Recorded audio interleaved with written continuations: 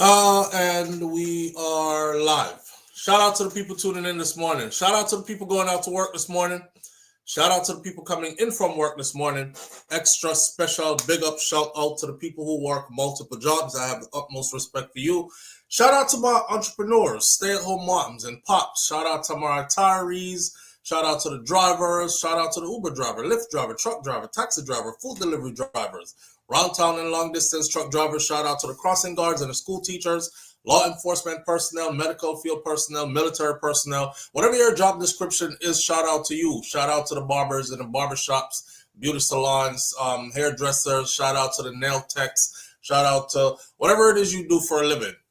Extra special shout out to the people who wish good for others as much as you wish good for yourself.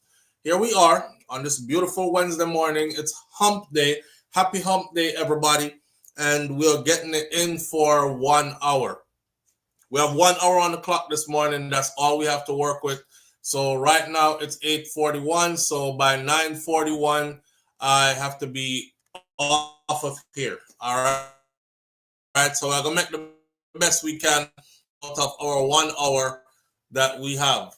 Let me scroll all the way to the top and see if I this morning. Miss Goldie Robinson is the first one in this morning. Miss Goldie Robinson, thank you. I appreciate you greatly. Audrey writes right there next. Audrey, big up yourself. Audrey says hit the thumbs up button as you enter the live. Please help us to trend, I guess. Anthony Vaz is in the building with us this morning. P. Niles is here with us this morning, as well as Diva is here. Nance, big up yourself. Thank you for being here. Carissa Smith is in the building with us this morning. Thank you for being here, Carissa. Appreciate you. Let me see who else is here. Who's that? Onika St. John is with us this morning. Thank you for being here. Let me call out a couple more names. Sean Cassell is here. Donna Davis is here. Dorothy T is here. Big up yourself, Dorothy T. Thank you for being here as well. Kai Tai Jai Empress is in the building. Thank you for being here as well. Great goodies. Big up yourself. Thank you for being here as well. Senior Sexy is in the building with us this morning as well.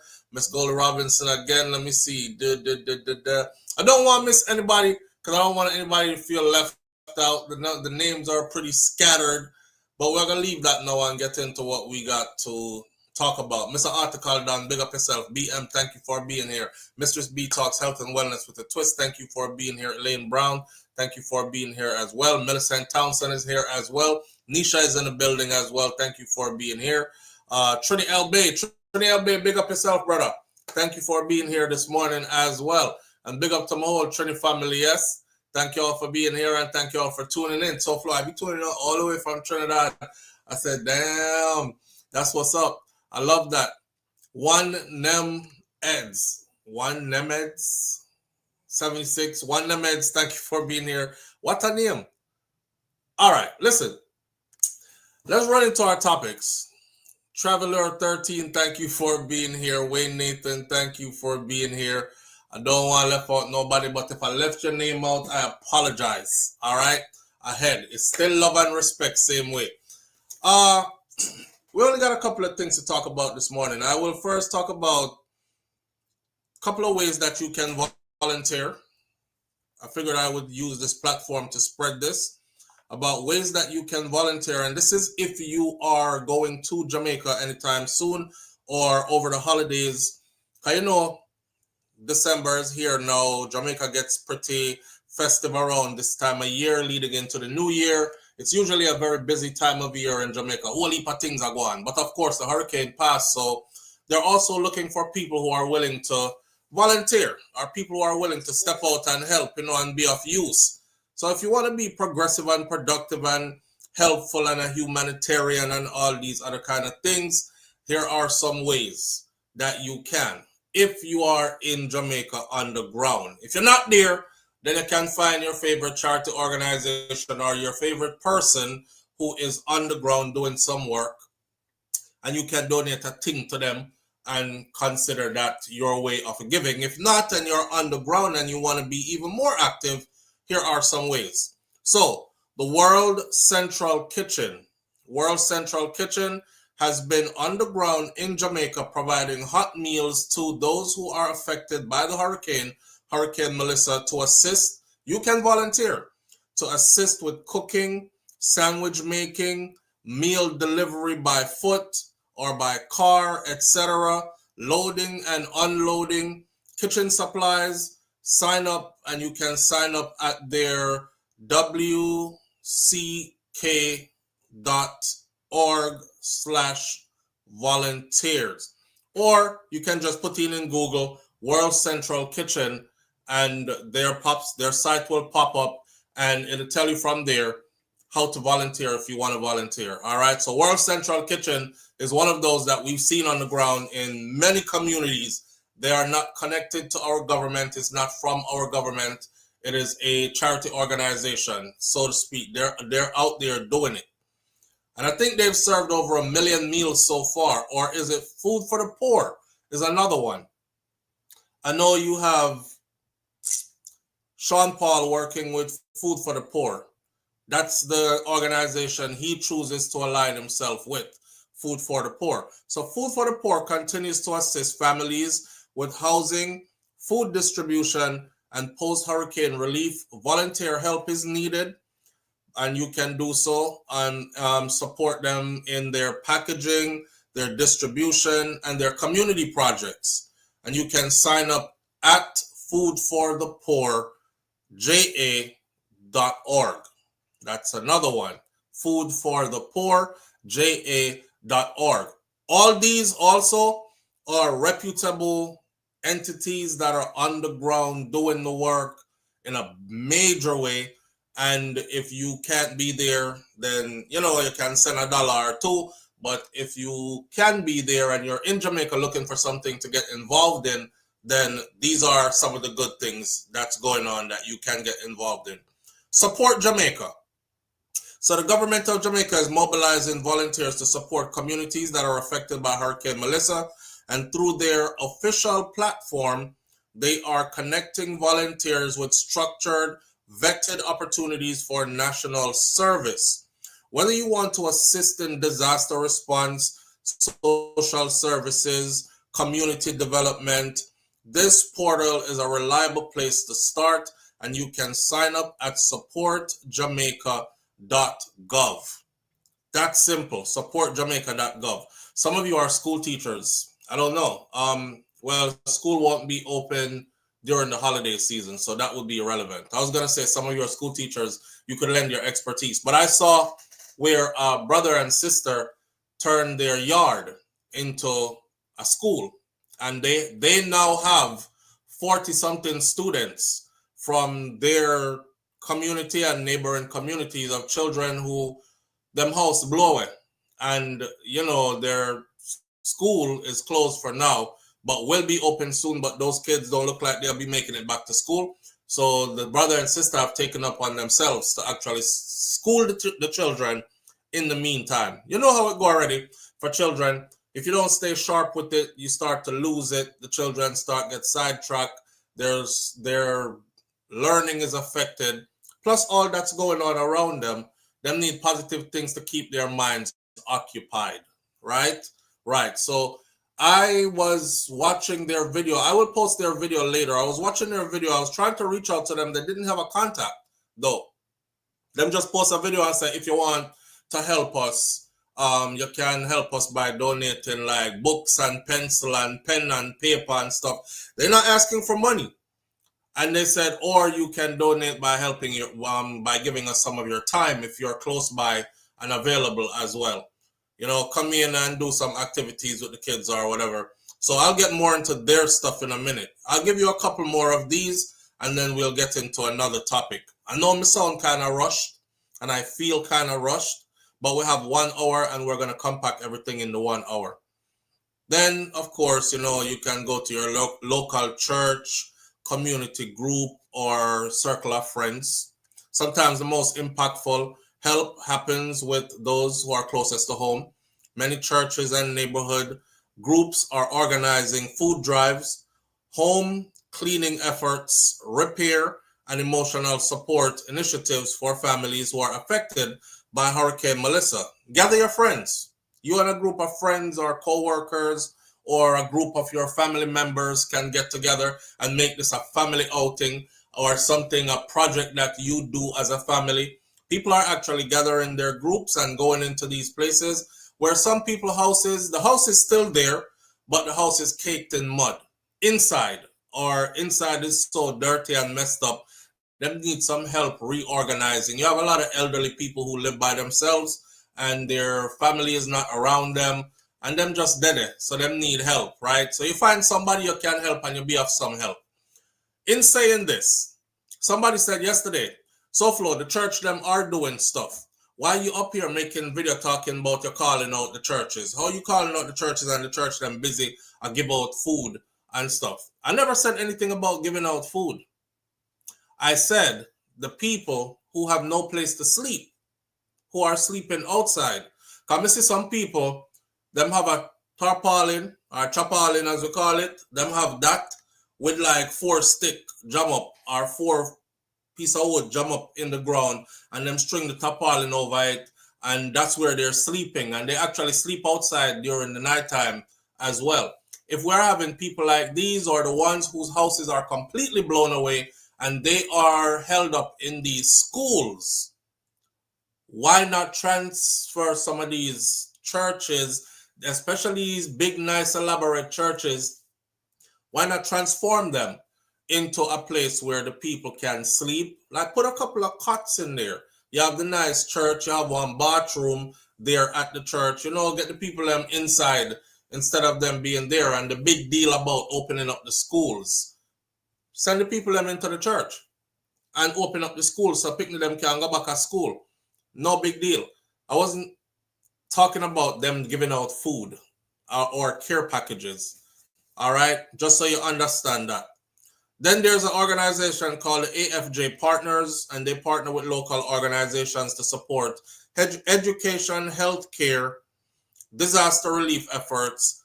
They welcome volunteers who are eager to contribute to rebuilding and community outreach projects. To get involved, complete a form or at thefj.org.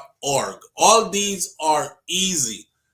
the, like the animal, the car, the road, thefj.org.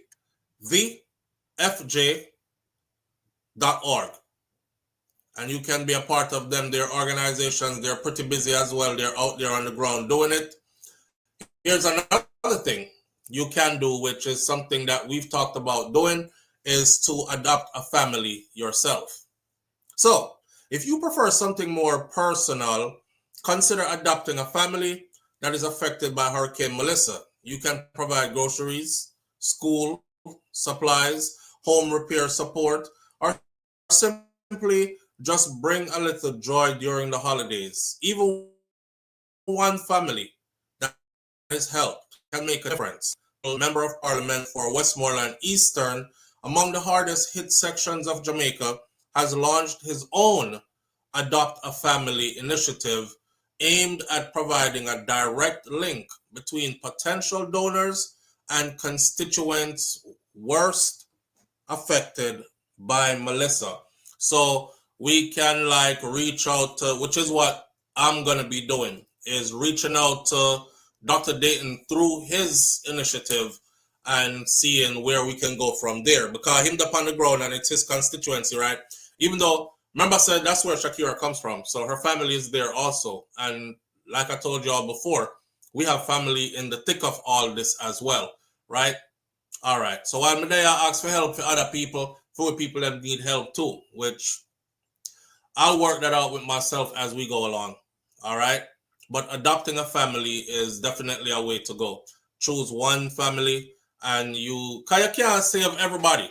You can wake up today and you give $1 to here, the $1 there, $5 here, $2 there, $10 there, and you tell yourself you're helping a lot of people, but in all honesty, it's just for that day, for that person, and it's not a concentrated kind of help. And people short memory span too, so they won't even remember say you did help them, because you help them Monday, by Tuesday them need help again. Somebody else helped them Tuesday, by Wednesday they need help again. By Thursday them need help again. if you concentrate your help in one place or to one organization, then you can, I think you can make more of an effect. You know what I mean? Like if you adopt that family, you're taking on a big responsibility, but it's making sure that they have everything. So we cut out all the middleman this and middleman that, and that family knows that they can depend on you, and you know that that is the family you're taking care of, and it's always just straight to them. Everything is straight to them. Direct line of contact. When I have this, when I need this, I have some of this coming for you. What else is happening? Where y'all at? How the kids doing? You know? And you can always concentrate on that one. Can't help everybody, my friend.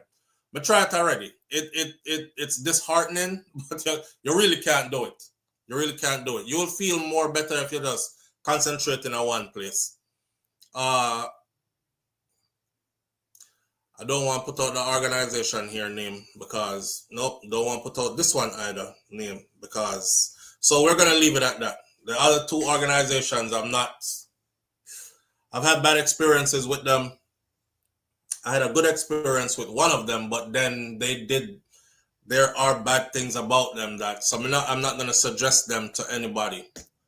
Most of you will not be volunteering anywhere. Most of you will probably not even be sending $1 anywhere. You don't. All of the stuff that I just said just went through your ears. You can't wait for me to get to the next topic. So I'm going to get to the next topic. But I put this out there on the platform first thing in the morning for the people who really are looking to help somebody. All right? Moving right along. Let's talk about, do y'all remember that Jamaican police officer who got caught in Maine by ICE and he was arrested? He was working as a police officer and he was arrested in Maine and eventually he was allowed to self-deport back to Jamaica. You know, he was married, right? And his wife will now have to file all over again the process. He will have to do the process all over again. Don't know if he's going to be denied or accepted, but his fate hangs in the balance. Okay. Did you all see the story that I did following that about the cop from Chicago? So watch the dynamics. The cop from Chicago who was arrested by ICE shortly after the Jamaican in Maine was arrested by ICE. Did y'all see that one? The cop from Chicago? Yeah? No? Yeah? All right. So, plainly put, the cop from Chicago is a white man from Montenegro. He was arrested by ICE. The cop from Jamaica is a black man from the Caribbean island of Jamaica. He was arrested by ICE. They were both caught in the country doing the same thing of the same status. Here is the follow-up story to the cop from Chicago, or the white cop's story update. A suburban Chicago police officer who was detained during a high-profile federal immigration enforcement surge in the area has now officially returned to duty. His police department said in a statement yesterday, Tuesday, and they're glad to have him back. Rodul Bolshevik, an officer with the Hanover Park Police Department, was arrested by U.S. Immigration and Customs Enforcement agents, that's ICE, during Operation Midway Blitz.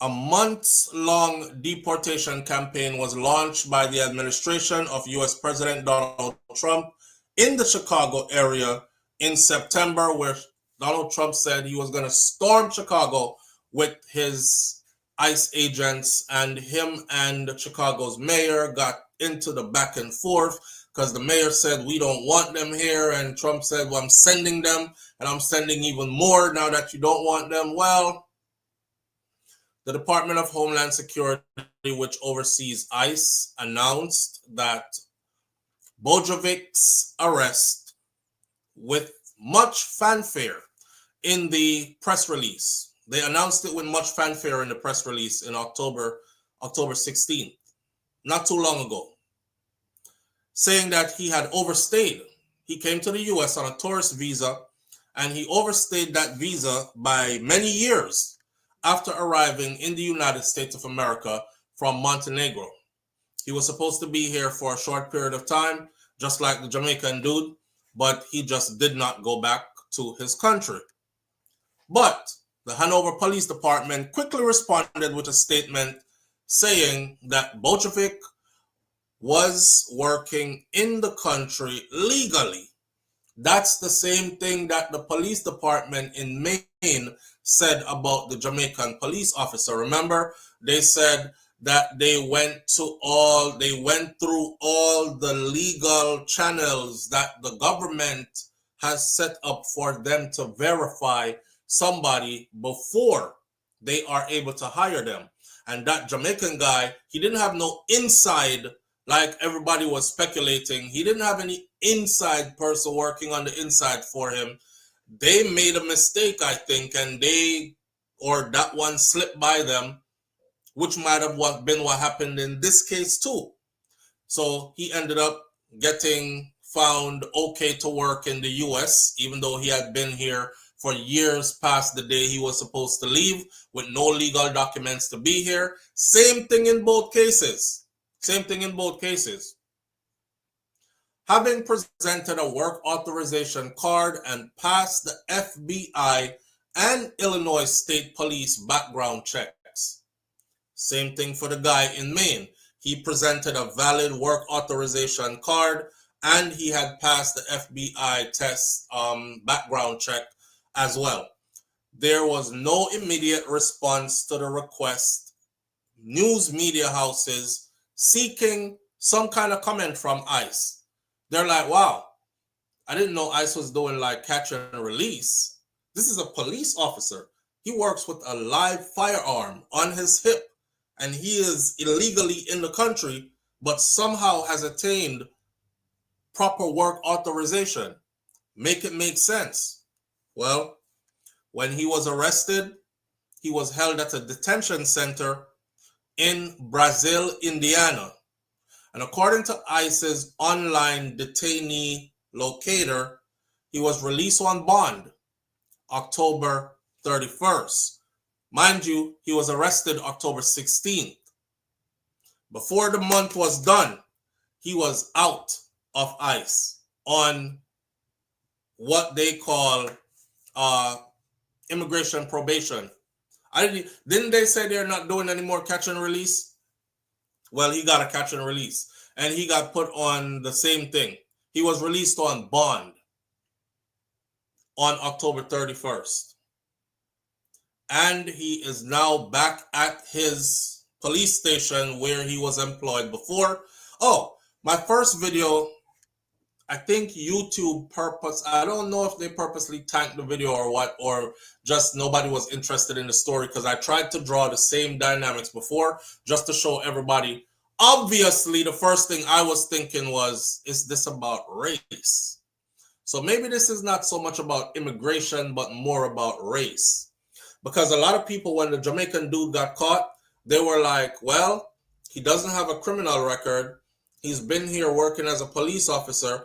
The police department loves him. They went to bat for him. They were even saying he is an intricate part of their police department, and he has gotten so much work done in the little bit of time he's been there.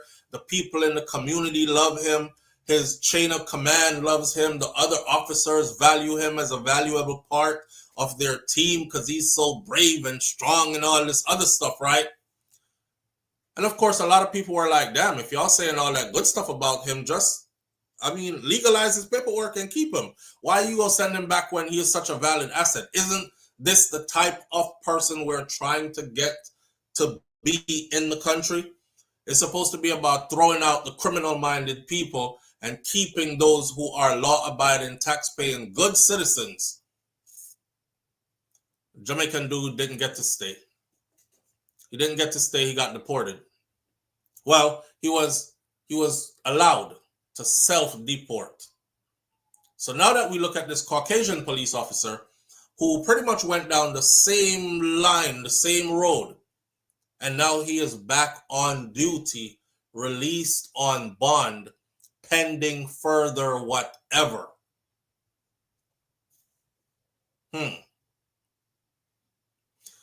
Roddy's daughter said Hispanic or Latino population of about 35 to 42%. The racial makeup is roughly 32% white, 8% black, and 19% Asian. Is that for where he is? I guess that's for where he is. But when you look at race anything, you have to look straight across the board, right? Not just for the city, because ICE is a national organization. They're in every state. So if they're operating in a way where it's only people of color that are getting collared up and dragged away, I mean, honestly, I haven't seen any Caucasian people get dragged up and dragged off to anywhere. In the courthouse, when they're in the hallway waiting on people who have gone in to see the judge for their regular check-in or whatever, when they start intercepting the people in the hallways and taking them away, out on the streets, when they are running after people, chasing them down, busting car windows out, dragging them out the vehicles, when they're raiding houses, I haven't seen any Caucasian people get caught up. And I know that there are Caucasian people here who are out of status, who are here, could be considered illegal immigrants, came and overstayed their visas, and they are just now here. But it doesn't seem like they're looking for them. It doesn't seem like they're looking for them. It seems like it is only people of color who are being targeted. And you can't help but to say you see it, because you see it. And if it's not true, then show me all the Caucasian people who are getting dragged just like everybody else. Now, mind you, I don't have a dog in this fight, honestly. And I'm not out here trying to be anybody's advocate, because I told y'all during the election period what was about to happen and how you should have casted your vote. And it's past that now, and we have what we have now. So I'm sitting here with my bowl of popcorn and my juice, and I'm just analyzing the situation as it is unfolding before me. That's all this is. I'm not grandstanding for anybody, right? Because I can't save anybody. That's besides the point. I'm just pointing out what I'm seeing. And I found it odd that Jamaican police officer is in the same position as this Caucasian police officer from Montenegro, but he gets to return to duty, and the Jamaican gets deported. Live on the air with SouFLo. Good morning. Hi, morning. Morning, family. Do you have us on speaker or Bluetooth? Yeah, I took you off. Okay, thank you. You can hear me better now? Loud and clear. Okay. Yeah, remember when I came on at one point, I was talking about Chicago? Say it again. Remember when I came on one of the live and talked about Chicago, how the neighborhood is divided? No? No, you don't remember? Okay, so I was explaining that you're saying that ICE goes across the board, but remember that they go into targeting areas like the Hispanic neighborhoods. That's predominantly Hispanic to get the Hispanics. Right. I'm saying their mentality across the board, as in that the organization, how they are operating in every state. That's what that means. So if they're in Chicago and they're going into Hispanic communities to get Hispanics, that should tell you already. Because they're doing the same thing everywhere else. So obviously they're targeting people of color. And then you said that you're not seeing them in the white neighborhoods. They are white neighborhoods and they're not going there. Right. And there are people there that overstay for real, like you said. Absolutely. That's what I'm talking about. So right. They're not going there. There's suburbs outside of Hanover Park. That's predominantly white. And I'm sure you're going to find a lot of people there that overstayed. And that's so racist, though. Yeah, but it's blatant racism that we can't even deny. You know what's crazy? Ridiculous. What's crazy is how we used to watch old videos, right? And we would feel like, damn, that's 1967. That's how they were behaving. That's how the place was. But people of the future will watch these videos of this time as if it was us watching the videos of Jim Crow era and segregation period in the U.S. when you couldn't drink from the same water fountain or sit at the same and that's counter. why they say make America great again, because they want to replicate that era now. Well, it's happening right in front of us. It's obvious. I saw somebody made a comment that said, "I miss America," which is so true. When it was normal and you could get along, or you could go through certain things without all this chaotic mess. Yeah, I mean, racism has always been here, right? But now that we're seeing it on this level, right? In our lifetime, we never ever saw it on this level before. Right. You know what I mean? It's the same way. So they came to North Carolina. So I live in one of the biggest cities in North Carolina. They deliberately went down like certain streets that was predominantly Hispanic. All of the Hispanic businesses had to close. They really had to close because it's like them see ICE coming, everybody starts scattering, and them just close the business for the whole week that they were in the city. Wow. Same thing. Crazy. The crazy part is when they start drawing away African Americans born and raised here. That's the crazy part. Demanding IDs from them. Who are you? Going overboard. Yeah. So they're getting caught up in it too. Yeah. All right. I just wanted to share that. All right, my friend. I appreciate it. Thank you. Yeah. There's been quite a few cases of even African Americans who were born and raised here that haven't never been anywhere else. Their people haven't been anywhere else. My grandmama house right down the corner. My great grandmama house down the street. Live on the air with SouFLo. Good morning. Good morning, SouFLo. How you doing? I'm good, family. How you doing this morning? I'm good. All right. Talk to us, son. One thing is that white folk always going to choose white folk. Absolutely. One thing I admire about white people is their racial loyalty is top tier, second to none. Nobody has the level of racial loyalty that they have. The only part of it I don't like is where they try to harm people who don't look like them. But as far as their loyalty to their own, nothing come before that. Yeah. We could take a page from their book. I agree. As you said before, you can't even get some of your own people to like the live, much less policy and business and all the kind of stuff that they're able to get their people without even talking to them. Everybody just knows the code. That's what makes them powerful. That's what makes them powerful. Yeah, and you can't deny their power. You can't deny it. They wield the big sword. Remember when, not to cut you off, but remember when I said there's a guy named PewDiePie on YouTube, and if you go look up his channel right now, he has hundreds of millions of subscribers, right? And PewDiePie did a t-shirt drive. And I watched this man. While I'm asking my audience, say I want to ship 2 barrels to Jamaica with wheelchair for this facility and care goods and stuff, and people talking about how a thief want to thief them money so we can go buy woman things and these kind of things, right? And about 5 people out of the thousands of people who heard me say it actually reached out with $1. While I'm struggling with that, I watched PewDiePie do a t-shirt drive. And he sold 1 million t-shirts in 24 hours. It's $20 a piece. Do the math to that money. 1 million t-shirts in 24 hours sold. That's $20 a piece. Right. You do the math to that money. Right. So yeah, we will always be left behind. Always be left behind. And it ain't their fault.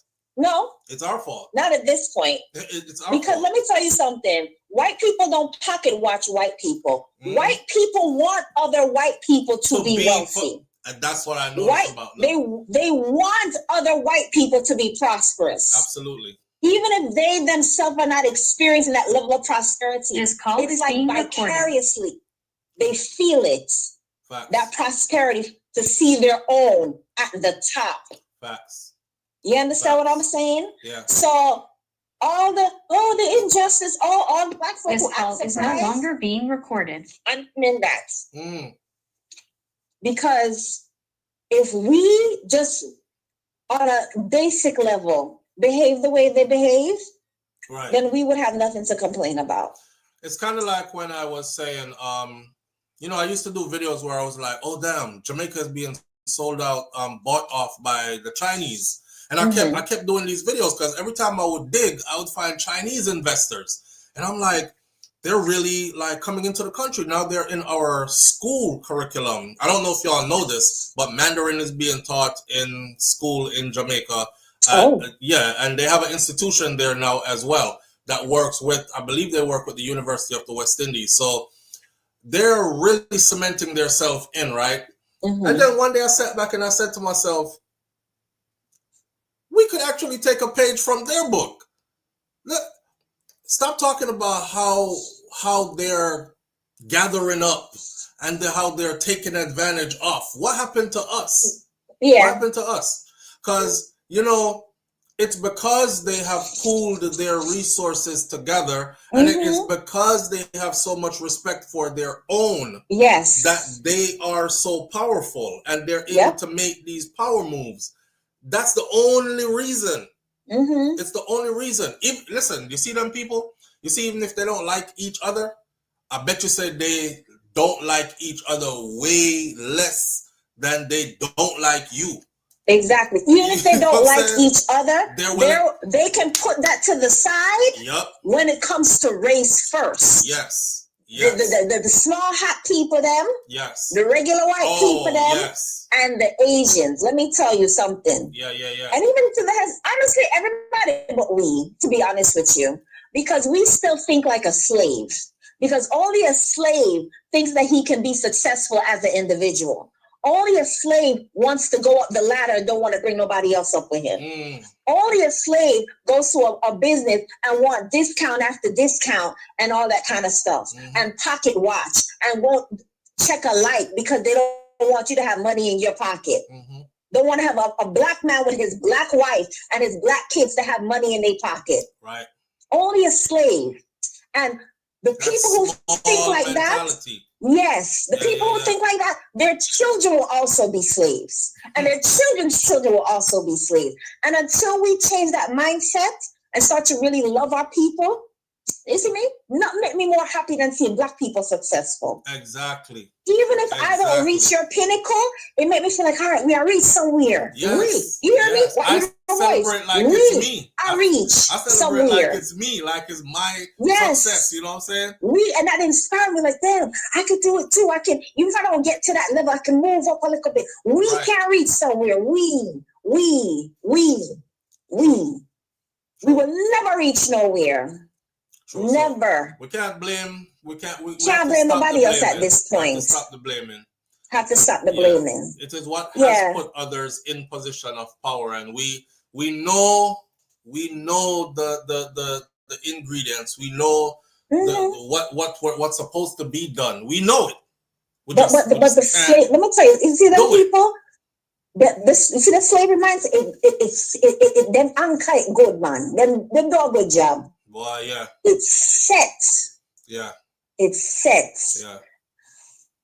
True. I don't want to say my hats off to them because, as I said, the part of their racial loyalty I don't like is when they hurt other people. Right. But when it comes to racial loyalty, that is one thing I admire about white people. On code all the time. On code all day. I'll give you an example, right? Before we go. You see when the election was coming up? You know, say, Miss Lady who was running, a lot of people thought she had it in the bag, right? Because of how many of them were over on this side. So people are like, yeah, remember the population of African Americans and black people who are eligible to vote in the United States of America. If you put every last one of us up to vote and we did vote, we still would not be enough to turn it in a different direction. We're going to need others. Right? Of course. Yeah. Okay. So seeing how many of the others were over, say, on that side, the blue side, people were like, even I was like, oh my God, it's going to be a wave. It is going to be a wave. Nope. But you know what? I realized race always people have comes mastered first. the ability to laugh with you and say, oh yeah, I got Oh, you. yeah. I got you. I do. Mhm. But there's a different conversation happening in their household when they go home. Because you know that husband is like, I'm not letting them leave no more. It's going to be about us, and this is about our future and our children and our children's children. Yeah, our children's children. And our forefathers said this for us. Look, so, hey. Yeah. And she's like, I believe you, honey, and that's what I'm going to do. Exactly. So she waves to the sisterhood or she waves to the black community, and then she go in that booth and she makes sure that she put it the way how it benefits the other side. Them and their That's people. That's why when the results came out, everybody was like, oh, no. Yep. And the only fool in the room is the one talking about like, oh, we're all just human. We're a human race. You know which one is that? Yeah. Oh, people of color. Mind you, none of the so-called people of color. I said people of color, you know. Only we I said people of color. I'm a woman of color, not a black woman. A man of color. I don't really hear a man say that. Really more the woman. Woman of color. Oh, I love diversity. White people don't believe diversity is a strength. Only you believe diversity is a strength. Only you believe that. They don't believe that. Nobody believes that. Yeah. That's why I never joined the whole, especially that whole black and brown. We need to stick together. When have you ever heard a Hispanic say black and brown? I could not figure out why I was hearing black people want this black. Every time they say it, it just irked me. You know, when I heard who is this brown? Why can't I hear the brown people say brown and black? I've never heard it. I was tuning in heavy stations during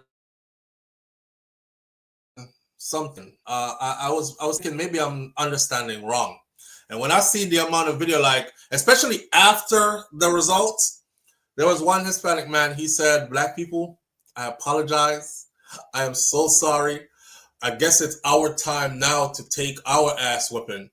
For all these years, I must admit, I was one of them.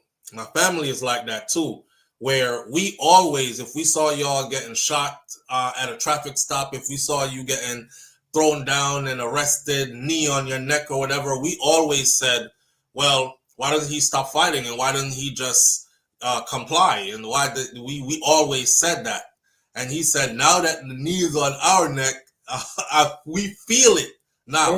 Now it's our turn to feel it. And I said, there you go. I always knew that. That's why the black brown thing was never a thing for me. Yeah, there was no black brown. Yeah, I always knew that. Then there's another one who said in their culture, they're actually taught. He was like, nobody will tell you this, but in Hispanic culture, we're taught that marrying white is marrying up. Yep. Yeah, that's it. That's the phrase. That's the phrase. It's actually a real phrase that's passed on from their great-great-great-grand all the way down the line. Honor your bloodline by lightening your bloodline. But black people do it too. We just don't have mejor la raza. And if you don't all the colorists, if you don't do it and you go darker, it's like you're cursing your bloodline. Yep. I said, damn. Yeah, but it used to be official policy in Latin America. And these so I'm just like, just hold on there, just to let the audience know, these aren't things that we're making up and saying we think they do. These are things that we've heard them say in recent times that this is what it is. You understand? So her hearing it from them that this is what they practice and this is how they live. So yeah. Only low self-esteem black people trying to get validation from everybody else. Oh, diversity, this, that, looking, instead of just loving, black is enough by itself. Until you can get to the point where black is enough by itself, it don't need no extra curve, it don't need no whipped cream, it don't need no cherry on top, just black by itself, and you okay with that in your spirit and your soul?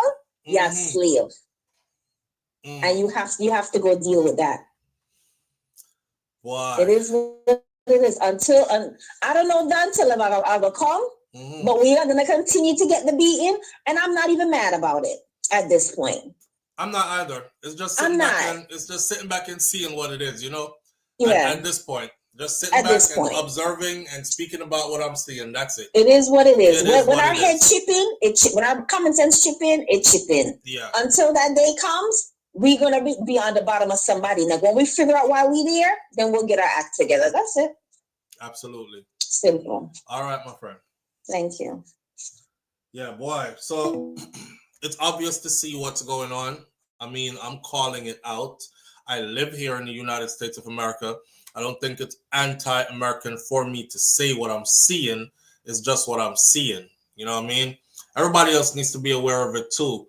That things are, I mean, we've always known that things are set a certain way and a certain people get certain privileges over others, etc. All those rules have always been in effect.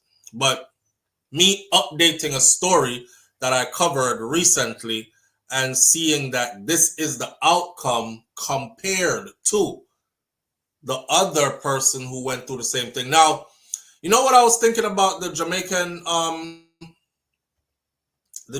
police officer? What I was thinking about the Jamaican police officer is he went to go purchase a firearm. He went to go purchase a firearm. And when he went to go purchase a firearm, that's what triggered them to realize that, oh, hold up. You ain't supposed to be here. You came in the country a couple of years ago. Why are you still here? And you working as a police officer? That's what triggered it. If he had not gone to buy that firearm, he probably still would be on the job. He would probably be on the job now looking out like, oh shit, they might be coming for me. They're getting closer. But he probably would still be here. But that was his mistake. His mistake was going to try to purchase that firearm. And I don't want nobody thinking, oh, that's the reason why he got deported, but the other one got to stay. Because regardless of what, across the board, they are both illegal immigrants. Are both considered out of status at the least, with no legal documentation to be here at the least. In his case, in the Jamaican guy case, they said, well, we didn't make a mistake, but we think the police department made a mistake. So you had the government and the police department going at each other. We went through you to verify it. And they're like, well, you should have verified it through other entities too. And their police department is like, but this is where we're supposed to go to verify it. You made a mistake. Just say it. And the police and the government is like, you hired an illegal. Right? So they're two going back and forth at each other. You just say you hired an illegal. We didn't know he was illegal. We came to you. You're supposed to verify and tell us if he is or not so we could hire him. You gave him a clean bill. You said hire him. And we did. Nah, we don't remember that. It's still up to you. You should have tried other means as well. That was the conversation that they were having, right? Between the police station and the government over the black guy, over the Jamaican police officer. That's how it went for him. For this one right here, and mind you, the police department and the chief, they went to bat for that Jamaican guy. They went to check on his family, make sure his wifey all right. They kept going to the media. They kept saying, oh, they've taken him. We don't know where he's at. We don't think this is okay. At least tell us where you're taking him. You can imagine if you're his family member, you also would want to know where your loved one is taken, right? Is taken to. His whole department was rooting for him. And they asked them, well, if he is allowed to, or if he is allowed to stay, would he still have a job here? And they're like, absolutely. Live on the air with SouFLo. Good morning. Hello, brother. Morning, fam. What going? Good morning, man. Yo, let's see, The same time when you carry the Jamaican guy story right there. Not too long after that, I was at work actually, and I saw when he was carrying the other one for that one. Right, because it happened right after it. Man, you know, the treatment that they gave him, it's more like it looks like they was like gonna do big investigation and whatnot, but they water everything down, man. Yeah, he's back on the job, bro. He's back on the job. Yeah, he's back at work. I'm surprised. With back pay. I'm not going to say I'm surprised because it's not far-fetched, all of this. This is why I'm trying to figure, like, why are there still people around here, like some hard-believing Thomas thinking this racism thing don't exist? You know? He's back on the job with back pay for all the days that they took him off his job and he missed.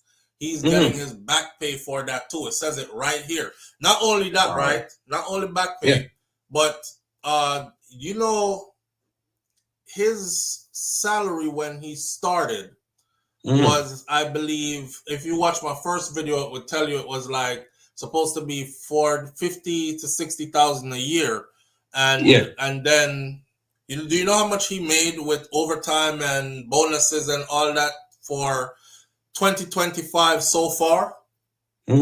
Almost $300,000. Wow. Yeah. Yeah. And like I said, all of this, man, it's plain and simple. It's all about race. Forget about everything else. I know people might be jumping around, acting like they want to see it another way. It's not there to look at. It's not there to look at. Yeah, Meds Walton, he wasn't from Africa. He was the brother from Guyana. He was Guyanese. Yeah, he's still here. He's incarcerated. They got all kinds of charges against him. They're like trying to hem him up to do lengthy prison time before they deport him. That one. He was also making over $300,000 a year. Like I said, you have all of these other races here. I see how a lot of them unite with each other, the Arabs, them, you know what I mean? Yeah, man, everybody but us, man. How they work alongside each other, man. Even if they're not family, but they just, know each other and however they do. So here's the crazy thing, right? Here's the crazy thing. All the years I've been on here, I've been saying this, and you can go back and look for years and see that I've said this before. Our strength is in our unity, but we will never access that strength. It's a tremendous kind of strength, but we will never access that strength because we can't get to the unity. Everybody's strength is in their unity. Everybody's strength is in their unity. I don't have no hard feelings to a person who loves their people more than anything else first. There's nothing wrong with that. The thing is they have they have a full understanding of what it means to keep family together, what it means to keep community together, and what it means to keep their dollars and cents in their community and with their families. That right there. We don't have the understanding of that yet as a people yet. So we're still out here just flapping 3 sheets to the wind. I'm in my part of the state where I'm at, sometimes I support my local Jamaican like restaurants and stuff, you know what I mean? Like go there and buy food and stuff. Sometimes I've been hearing even some of my buddies them be talking about how food is too expensive. But go to Walmart, go to Tops, go to the supermarket. Can you go inside there and tell them that their stuff is too expensive in there? They don't tell nobody. They don't even argue it. You go in there. You see what I'm saying? You already go there expecting to pay whatever it is that the price says. Ain't nobody arguing with you when you go there. You pay it or you get out.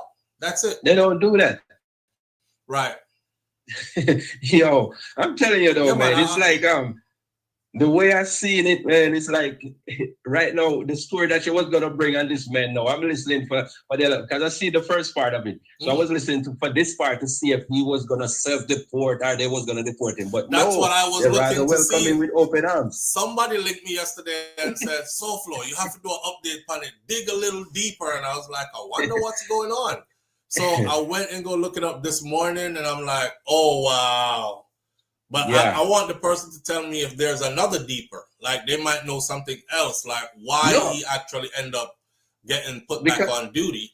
Yeah, Because when you was gonna talk about it this morning, man, I'm listening to hear what you was gonna say because my mind just run back to the other Jamaican cop. So now I'm listening to see if okay they're gonna do, but you know that was gonna happen anyway because you see this dude who is running this right here. The other day, what was he talking about? Something about Angola the other day. I don't know, man. I don't be paying attention too much to that guy. I'm telling him. Because that man gonna do what that man wants to do, so I just look the other way. You know what I'm saying? Fall asleep on television in public. Nobody says anything. Joe Biden did it. They call him Sleepy Joe. You see? I mean, it is what it is. Yeah. I'm just watching the show. I'm on the sideline. I'm a spectator. I'm watching the show, and I talk about what I'm seeing sometimes. That's it. But you know what though? The best part about it, though, my youth, is that when you bring these things, this enlightenment come across. It's like you're just right on point. And I know a lot out there by thinking that okay, you might talk too much or this or that. But listen, man, intelligent speaking and highlights go on over here, man. You know what I mean? Without you, sometimes. Right now, I don't even know what we would do. Like listen to current affair and something that makes sense, you know? Yeah, man. All right, my brother. Stay tuned. Yes, brother. All right. Yes, man. Every time, man. Blessings. All right. Manners and respect, sir. Yes. All right. That's it, man. We beat that to death. We know what the solution is to what we're seeing. We just can't access that solution because we can't get it together. That's it. Because if we could, I'm gonna tell y'all something. If we could actually, any community, you could break it down by race, and then you could say scratch race and break it down by nationality. Any community that is a unified community is a powerful community. Period. Any community. If you have just Jamaicans alone, I'll give you a good example. Jamaicans, when I was coming up in Miami, right? When I was growing up in Miami, Jamaicans and Haitians, perfect example. Jamaicans and Haitians were like the worst thing ever. People would throw stuff at you. They would run up and punch you in the back of your head. They would kick you in your back. They would call you names. They would take your ass back to I'll take it back to your on your banana boat. And you like, I didn't come on a banana boat. Remember I told y'all I was a little kid. I'm like, I didn't come here on a banana boat. And they're like, we don't give a fuck, nigga. You Haitian, ain't you? I'm like, no, I'm Jamaican. And they're like, same shit. You know? And then as time went by, hold on, Carla. As time went by, what you saw is a community started organizing. A community started gelling together, started uniting. Because they were all being oppressed. So they started uniting. And once the communities united, it was a different level of respect too. It wasn't just, okay, we respect them, we're going to leave them alone. It was fear, and then it was admiration, and then it turned into everybody want a Jamaican man. And everybody want to Jamaican girls, and I love Jamaican men, and their accent is so nice. And there was a time when it wasn't too long ago when that wasn't the case. It wasn't I want a Jamaican man. It wasn't I want a Jamaican girl. It wasn't I love their accent so much. It wasn't none of that. That happened when the Jamaican community started locking in. We locked into the point where it was like this. Yo, if you don't know Jamaican and you don't bother talk to me, because we don't really talk to nobody else still. You know what I said? Yeah, and that's how we started doing it. And we had to actually really do it like that just to survive. Just to survive. And of course, you have other people that you associated with. But when it came to who was your friend, it had to be like somebody who shared the same background, same cultural something. And then we started elevating after that. People started looking at it like that's powerful. Like, I'm X'd out of that circle and I want to know what they got going on in there, but I can't really. It's like you set up an exclusive club and everybody want to know what's going on in the exclusive club. What happened in the VIP? Me want to go see what happened in there, but they won't let me in though because I'm not one of them. And we became one of those. Well, shit, if we can't go in there and see what they be talking about, at least go eat their food. And then our restaurants started booming. And then all our other business started booming. And then suddenly badness started booming too. You know what I mean?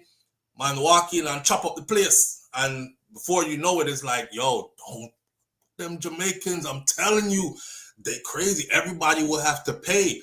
Stay away from them. And now everybody wants to be your friend. I got me a Jamaican friend. I got me a crazy Jamaican friend. Don't F with me. And then you started getting admired.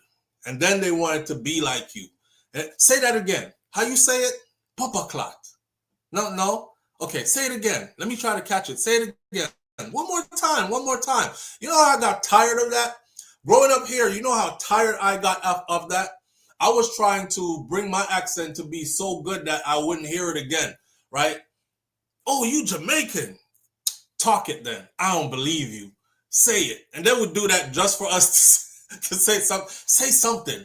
I said, well, what you want me to say? Say anything, because I want to hear like the real Jamaican. I'm like, you want to hear the real Jamaican? And they're like, nah, not like that. That sounds like English though with the accent. I'm talking about the real Jamaican. And then you be like, I used to tell them, I used to say, if I start doing it, you're not going to understand anything I'm saying. They're like, I don't care. I just want to hear it. Then I could try to do it like you. Like, say what you just said. I'm in class. I'm in school. I'm like, if I start doing it, you're not always a master to you still. What? Say it again. He is Jamaican. He's a real Jamaican. It's gonna be crazy, right? It went from them bullying you, them laughing at you, them telling you to go back home, to us uniting, to us becoming a force, to them admiring you, to them fearing you, to them wanting to be around you.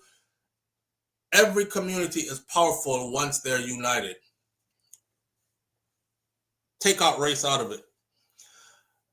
Of course, you have Jamaicans who came here, who were Chinese Jamaicans, who were Caucasian Jamaicans. I don't know why people think that Jamaica is different from any other country in the world. You know, like Jamaica is just a country full of black people. We have some of everybody. I knew Indian Jamaicans that came to the US the same time I came. I knew Caucasian Jamaicans that came to the US the same time I came. And I knew, Indian, Caucasian, and Chinese Jamaican. Shit. Chinese Jamaican had one of the biggest restaurants of in Miami at that time, off 6th Avenue, when I was growing up, right? And they were never pressed. But I say these different groups to say they were a part of when we started uniting as a Jamaican community. When we started uniting as a Jamaican community, we weren't uniting as black people. Oh, we're black, so they're oppressing us. It was black people that was oppressing us too. They just realized that we were different black, right? And they wouldn't let us in. So we started uniting as a community. So our Chinese Jamaicans, our Caucasian Jamaicans, or Asian Jamaicans, they were right in there with us because they would get the same stuff too. Oh, you talk like that too? How the fuck you Chinese and Jamaican, man? Get your ass back on that banana boat. Take your ass back to Jamaica. They used to get the same treatment too, right? And worse, them never didn't have too much bucketive. So they used to get it from all angles. But now, like I said, when we started, and same thing for the Haitians. Shout out to the Haitians. When the Haitians started kicking up dust, I came up in a time when before there was a Zopound in Miami. I came up in a time when Zopound was being formed in Miami. And then Zopound rose to prominence in Miami. And then the word Zo to represent all Haitians. You a Zo? You a Zo? You a Zo? They never used to say that before. I could tell you when they started saying that. When they started referring to each other as a Zo. It was because of what the hell work was being put in Miami and then across the state of Florida and then eventually across the whole US. That made everybody started being like, oh yeah, I like them Haitians. I fuck with them Haitians. I want to be one too. My baby daddy Haitian. Why? They didn't like them before. But work had to be put in. Both good and bad. But it was done through unity. You know what I think? Somebody said to me the other day, them said, SouFlo, don't you notice that we created and invented way more things when we were under super oppression? And then the more freedom we got, depending on what you call freedom, but the more freedom we got is the less and less and less we created, is the less and less we, and if you go back and look, right, you're like, damn, black man created that, black woman created that, black woman created that, black man created that, black woman invented that, black man invented that, created this, invented that, create this, invent this, create that, invent that, create this. What is there that we did not invent or create? But what have we done lately? What have we done lately? What has the new generations done to the magnitude of what the generations who were under more oppression were able to do? And I said, damn, that's something to look at, because I was thinking about it. And the person said, I think we perform well when the whip is across our backs. Now, I'm not going for that, right? I'm not going for that. He said, I think we perform better when the whip is across our backs. But when the whip ain't across our backs, we just get real relaxed and we just don't do nothing. I don't know if you want to take it like that. That person, I kind of got heated in that conversation because I was like, what the hell are you trying to say? Like, we need to be mastered. Like, we need somebody over us saying, pick that up, boy. Move that over there, boy. Get over. And he's like, I hate to say it. I hate to say it. Live on the air with SouFlo. Good morning. Morning, SouFlo. Morning, sir. Morning, family. How you doing? I'm doing well, sir. I'm doing well. Talk to me now. Yeah, I'm just calling to let everybody on the live know that everything you're saying about Jamaica and how the experience in school is totally true. I had the same experience. I went to Miami Norland High. You went to Norland? Yes, I went to Norland High and I went to Hollandale High. Yeah. And it's true. I got my first girlfriend. My first girlfriend was a Russian girl, and I got her through the language of speaking Patois. He came down to me and she was like, say bumbo clout. Say bumbo clout. Say it again. Say it again. Ooh. Say it again. Say it again. They just go like, crazy. Ooh. Yeah. Yeah, man. I true, man. Everything I true. All right, my brother. And the badness in the Hollandale High, we did a thing where we get all of the Jamaicans together and we tell them to look, we're going to wear a flag them out of our back pocket. So when you're looking at the hallway, people start to wonder, what go on? See the Jamaican flag, them must say. Yeah, they were like, is it a to gang? The point where them take down full flag off of the school top. Yeah. Yeah. Because they think it was a gang farm. Yeah, they thought it was a gang. We would tell them to know we just stick together. Yeah. Yeah, man, but the Haitian them too. The Haitian them? Yeah, the Haitian them did start doing it too with the flag. Actually, them did start wrapping around them head. In my era, the Haitian them did people they still have trouble Haitian. They never really train a Haitian in my time. See it? Yeah, they still the Haitian used to tell like them are Jamaican. Because Jamaican them did not lead the way in the badness something, and people were starting to fear the Jamaicans. So yes, the Haitian them would tell them are Jamaican. Leave you alone. But we Jamaicans know we still laugh after them because we said because them used to I'm Jamaican. I was like, what? Them used to say that to us. Jamaican, brother. Yeah, our Haitians used to say that to us.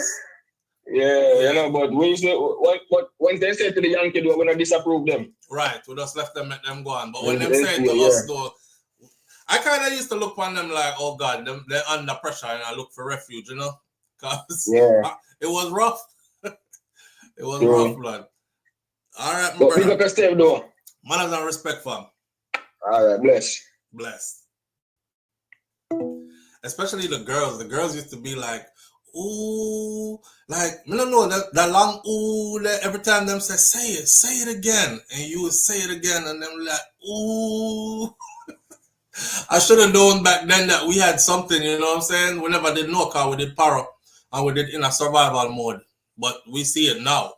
What we see now is what was building from back then. Ooh, say it again. Say it. Ooh, come here, Keisha, come here. You hear him? Say it again, Sean. Say it again. And me I say it again, and they have me I say it again till me tired. Till me I say I'm only gonna say it one more time. Okay? All right, just one more time, please, please. Oh man. All that from take your ass back on your banana boat. Come here on a banana boat. I came here on a plane. We don't give a fuck. Take your ass back on your banana boat. Oh man, what's that time? But again, end of the day, the story is unity, right, people? And it means when you gather up and you stick together, and you actually stick together, you have powers that will be unlocked, that people will be forced to respect. Even if them don't like it, they're not gonna respect it. Live on the air with SouFLo. Good morning. Hey Flo, good morning. How you doing? My brother, my day, all going. But they are listening. You had me laughing because a long time Asian them a look refugee, from them liquor, them want hide in a Jamaica till them start come from boat now, Yeah. You know, see them I think 29 of them the other night roll up, or they found them in Portmore. Yeah. So yeah, 29 Haitians were found in Portmore, I believe, 2 nights ago. Them did over there make whole heap of noise and thing at one house. They were having a party-like atmosphere, and the people them call police on them. And because the Jamaican them get to realize that them not sound like Jamaican. Them some strange people next door. And they called the police, and when the police went over there, it was like 29. I think the number is more now, like 33 or something like that. But the initial report was 29 of them were rolled, them put them in a van and carry them go a station, go process them. But it said that they all came into the country legally, but majority of them overstayed and were no longer of legal status in the country. And then, if Jamaican hear talk certain way, them start getting nervous and anything difficult for we feel see a problem, But me not like me there Jamaica and me there my place, and me hear party I keep next door, and me hear everybody talk completely different language. My antenna's gone up too. Especially Haitians have a way if we speak them Creole, like how when we chat patois real bad, it sounds like somebody want to fight somebody. Yes, so if me hear all of that next door, me probably would have want to know what I go on to. Yeah, but based on the conversation this morning, if we just can unity just goes very far. Yes, man. And as myself, I'm out here, I see it many times. Only because sometimes, some of these white people, they feel that they're obligated to do good. They have that mindset. I've seen not all of them, but most of them. Then some of them we are passing on the road, and because you pull over on your phone, them feel guilty. Them all reverse and ask you, "Are you okay?" Then that's why sometimes you'll be walking to a store and they'll hold the door for you for the longest until you come, because they feel like if they go through the door and didn't hold it for you, them do something wrong. Where do you think that come from? Maybe it's taught in school, or their culture put it onto them from they were little. I that's what I believe. I don't think them culture put that in them from them was little. Where you think it come from? They just follow? Them culture put to slam the door upon you in them. Mm-hmm. Yeah, I don't think that culture put that in them hold door for you since they were little. I think as they grew up, they realized something though. Like me hear a sister said the other day, she said, white people, what happened to us? My generation, we were different. We listened to each other's music. We dressed alike. We did this, that, and the other. And you swore never to think the way that your grandparents and some of your parents did. And now that we are their age, you've gone off to be just like they were. What happened? You know what I mean? And if you look on it, I found so much sense in that. Like, I'll give you an example. There's an artist named Kid Rock. You know about Kid Rock? Yeah. Okay, if you don't know who Kid Rock is, look him up. Kid Rock. Kid Rock was very much hip hop while I was growing up. Kid Rock was very submerged in Black culture, African American culture when I was growing up. You understand? Now that he is a grown man in his 50s now, early 50s, I think he is to mid 50s, something like that, if I'm not mistaken. He might be a little older. Now he is completely off one side. And I'm like, where did that era of his life, like, what happened? He completely gone to the next side. And he's very out loud vocal about it too. So I'm like, I remember you got your start off of two turntables and a microphone. Then the better leave me alone. What happened? Like you were one of us. Okay. So that's what the sister was saying. So many things I for them country tell them about no door for bro. I think they grew up seeing that, you know, I hate being like, because I grew up with a lot of them, right? Yeah. My dad is, I hate how my dad thinks. That's what they would say, some of them. Or my mom doesn't. All right, one day I'm there at school, right? My brother Jason was the white dude who I told y'all I was about to get jumped, and Jason wore braces, big train track braces with rubber band upon them. He always used to be messing with it too. But people used to say, yuck, nasty, take your finger out your mouth stuff. But I him become me like a friend at school. And I'm about to get jumped, and Jason was like, they're gonna jump you. And I was like, I don't know, but I can't turn back now. I have to walk down this path to get home. And as soon as the youth fire off on top of me and I back on my head, all I see was the back of Jason. And he was off down the street like this. Stand and fight, Jason wasn't that type. He wore some big ass glasses, which he always tried to take off and use them only in class. But him can't see without them. So Jason took off like that. I know he probably didn't even see where he was going, but he was just gone. But Jason, one day, hold on, one day, because his mom almost never came to pick him up. But one day, his mother come pick him up, and we were playing music, and the music that somebody was playing music next to us. It wasn't me or him, but the person that was playing the music, we were vibing to it, and it was rap music.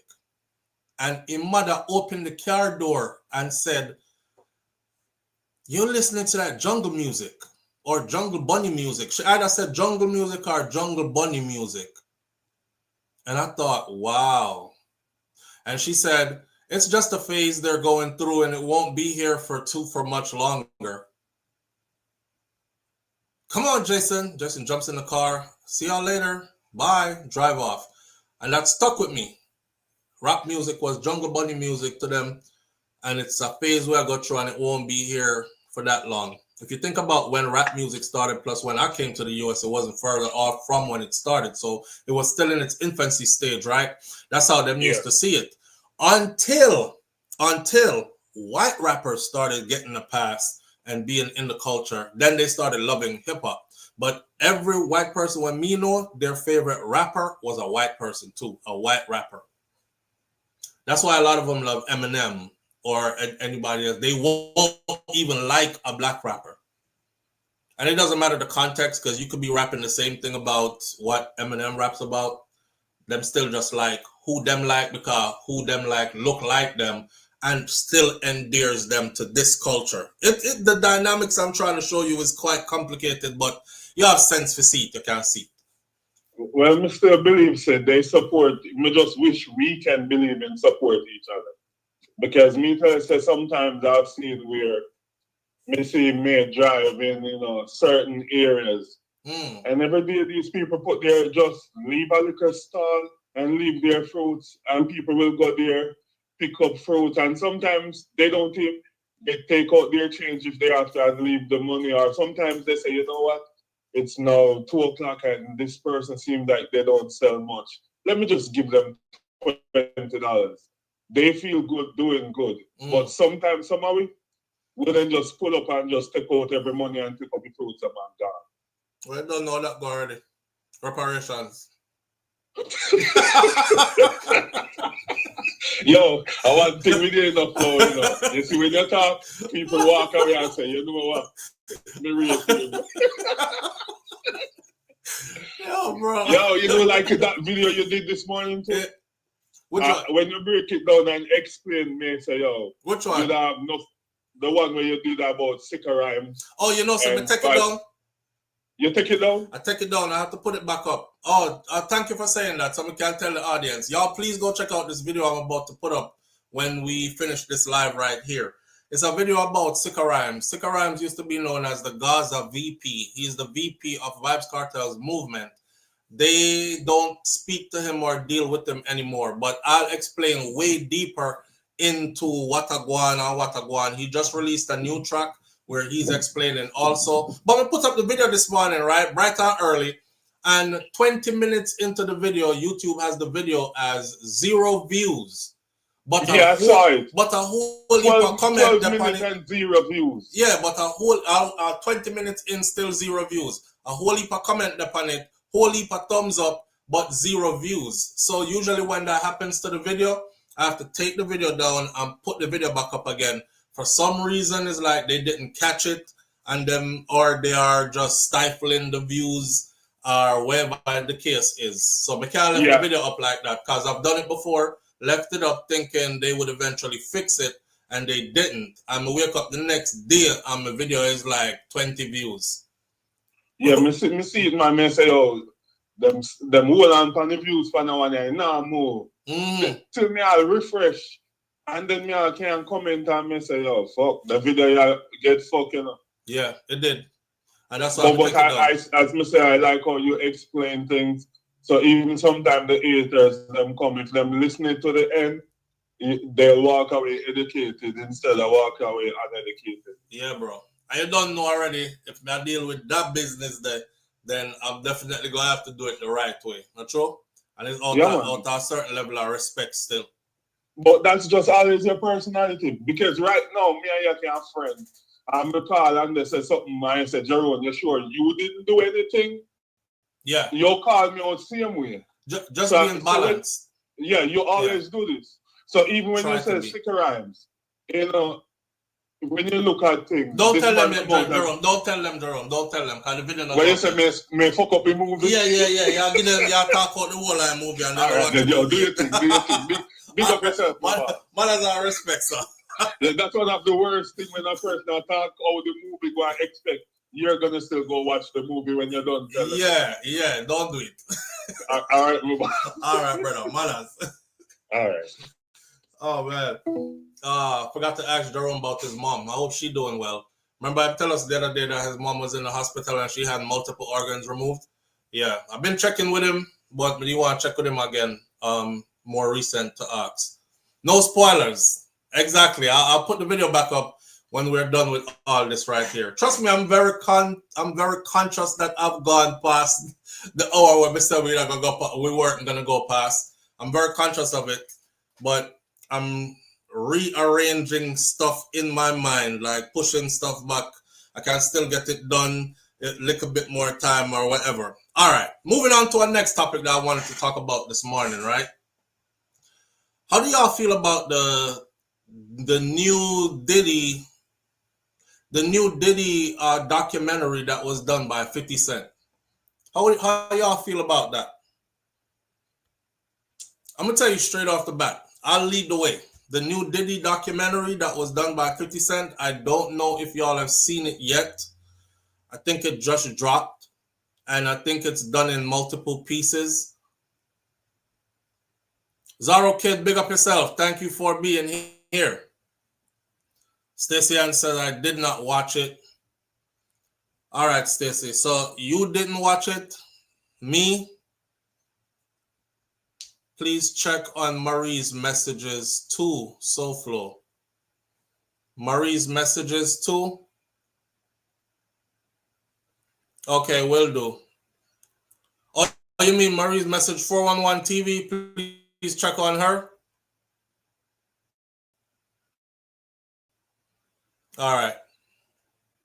I don't have no other way to check on her but through here. But Marie, I see Marie and every then herself.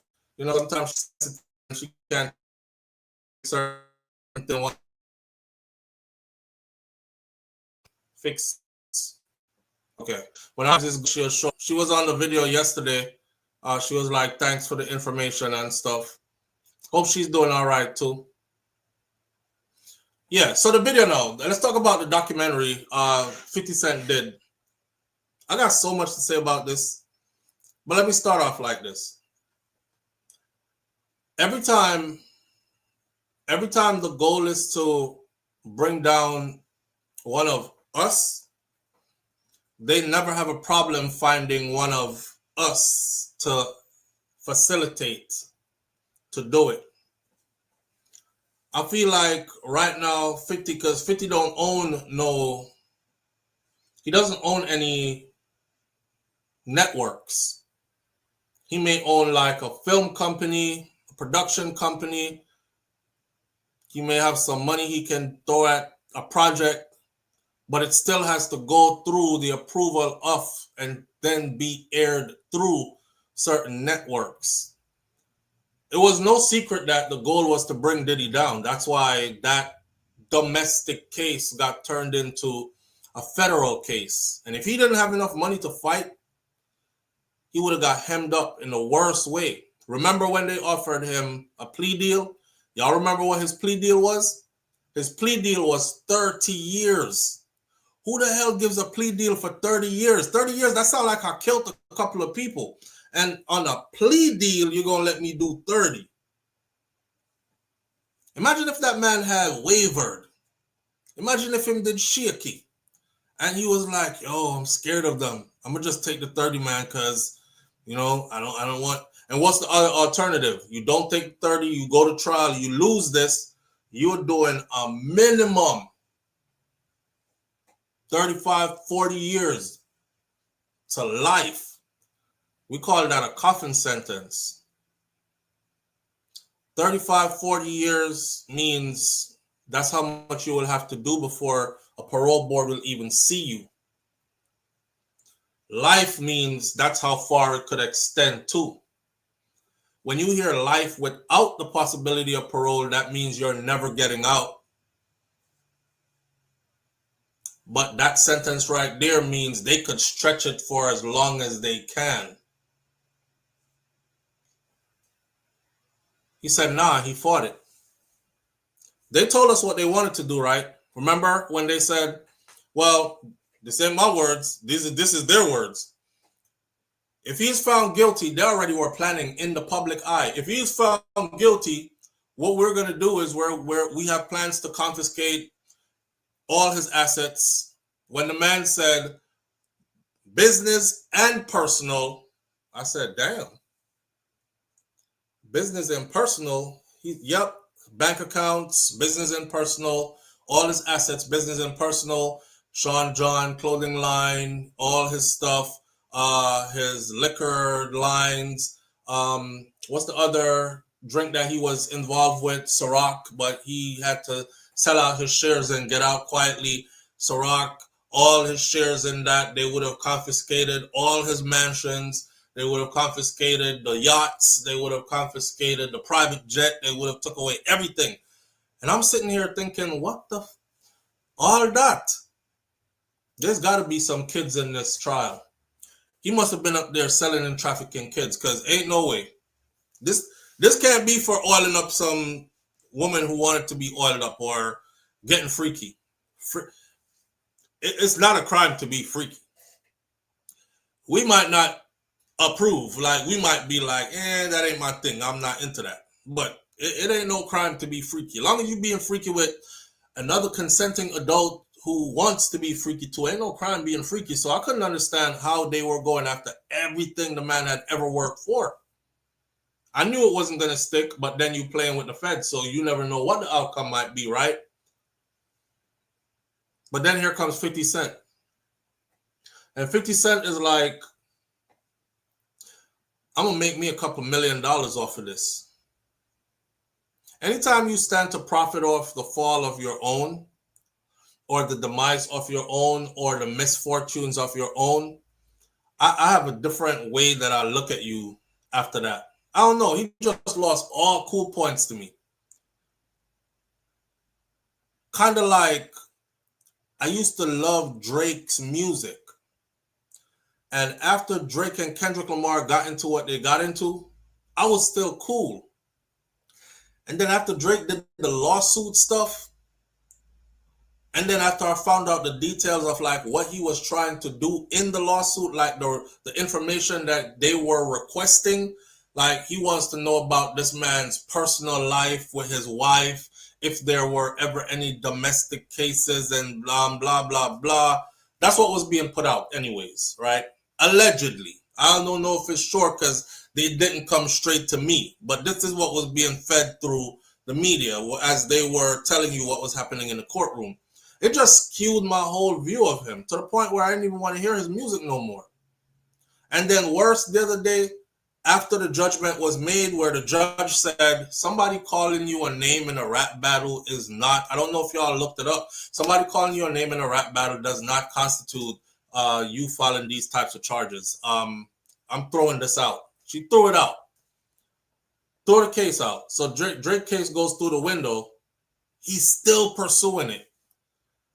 I'm like, who pursues a lawsuit over a rap battle and you being called a name? You talked about the man's wife, and the man came back and called you names, and now we in court. It's all fair in love and war, right? So now I look at him so different that every time he's like, here's new music that we have coming out right now, and I'm like, change the channel. Same thing, I look over here. I see 50 doing what he's doing. He's on the talk show, one of them Good Morning America, whatever, and he's like, yeah, and that is the kind of person he is. And he's trying to sell Diddy up the river like he is such a bad guy, and he doesn't like his own people, and he's the worst kind, and you got to watch out for him, and I'm good and I'm better. And I'm looking at 50 and I'm like, now brother, I care pum pum feelings hard enough, friend. Hard. In Jamaica, we have a thing called, this is for my Americans who or others who will tune in now to this segment. They'll be like, what the hell is pum pum feelings? It's when another man get at your woman, right? And now you in your feelings because she done gave him some pum pum. Well, you know what pum pum is, and or she looked like she might give him some pum pum. So let's talk plain about what it was. If you follow the trial, you will know that there was one of the witnesses in the trial that was referred to as a Jane Doe. That Jane Doe, we found out, was 50 Cent's baby moms. That was the mother of his son. There's no secret. There's videos out there. 50 running around on the beach with the camera, telling her pose like this. He was like, "Oh my God, I love you with all my heart." You know, if a man say to a woman, "I love you with all my heart," you know, let's start a family, all this other stuff. Don't worry, I'll take care of you. And instead of being a wife to you, she would rather be a hoe for another man. I mean, she wanted that other man so much that she's willing to sleep with 3 other men in one night, if that's what is required, just to be able to cuddle with that one man instead of being your wife. That shatters ego. That shatters ego. And then you're talking about not somebody you used to, and y'all don't no more. We're talking about somebody who you will have a everlasting link to, because y'all got a child. Yeah, I'm talking what happened in the trial, right? I was watching the trial. I was listening to the trial, or I was reading the notes. There was one of the times when she testified where she said she ran through 3 dudes in one night just to get to him, just to get to Diddy. And they asked her on cross-examination, did y'all end up having intercourse that night after all that? And she said yes. First, of course, I was like, Diddy, you nasty as hell. You nasty as hell, bro. After 3 men, you found yourself being number 4. How you did that? How you did that? But you know, there was a part of me that was thinking maybe he realized that she had this appetite that he himself could not fill. I don't know, rich people do freaky things and take it overboard. Maybe him realize that she have this appetite what him can't fill. You know, maybe I gotta take a Moccasin Stout tonight, 3-man thing. I forgot go on this so. So I'm line up 3 man and 3 man run it and say, all right then. Me just go and do me a little bit. It's kind of like that woman you can't please and she have about 20 toys that she because you ain't enough, right? Maybe that's what it was. But I remember her saying, she said the best part of the night was, the highlight of the night for her was, this on cross-examination, by the way. This your baby mama up there on cross-examination. This the woman who you used to love so much, who you wanted a life with. The highlight of the night for her was bathing Diddy. Bathing him. And rubbing baby oil all over him. Drying him off, rubbing him down. And cuddling with him. And watching his favorite Netflix show. Till we fell asleep.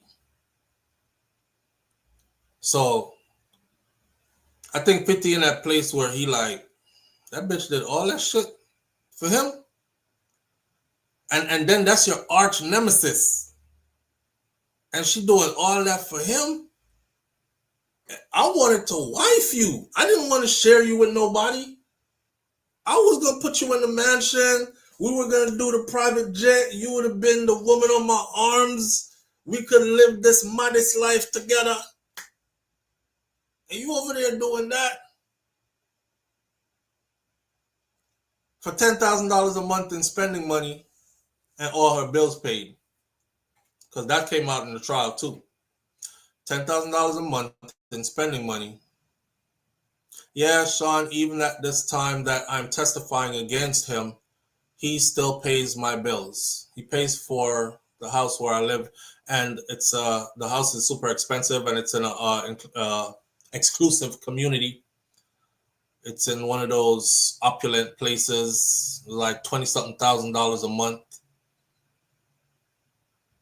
And he gives me $10,000 per month and they said, for what? Just for me, just to go shopping. I remember when 50 outed her publicly, but I thought he was joking because I seen Diddy walking with her. And they had a party to get together the night before. And it went public. That picture where she's walking on the pier with Diddy and 50 put a video,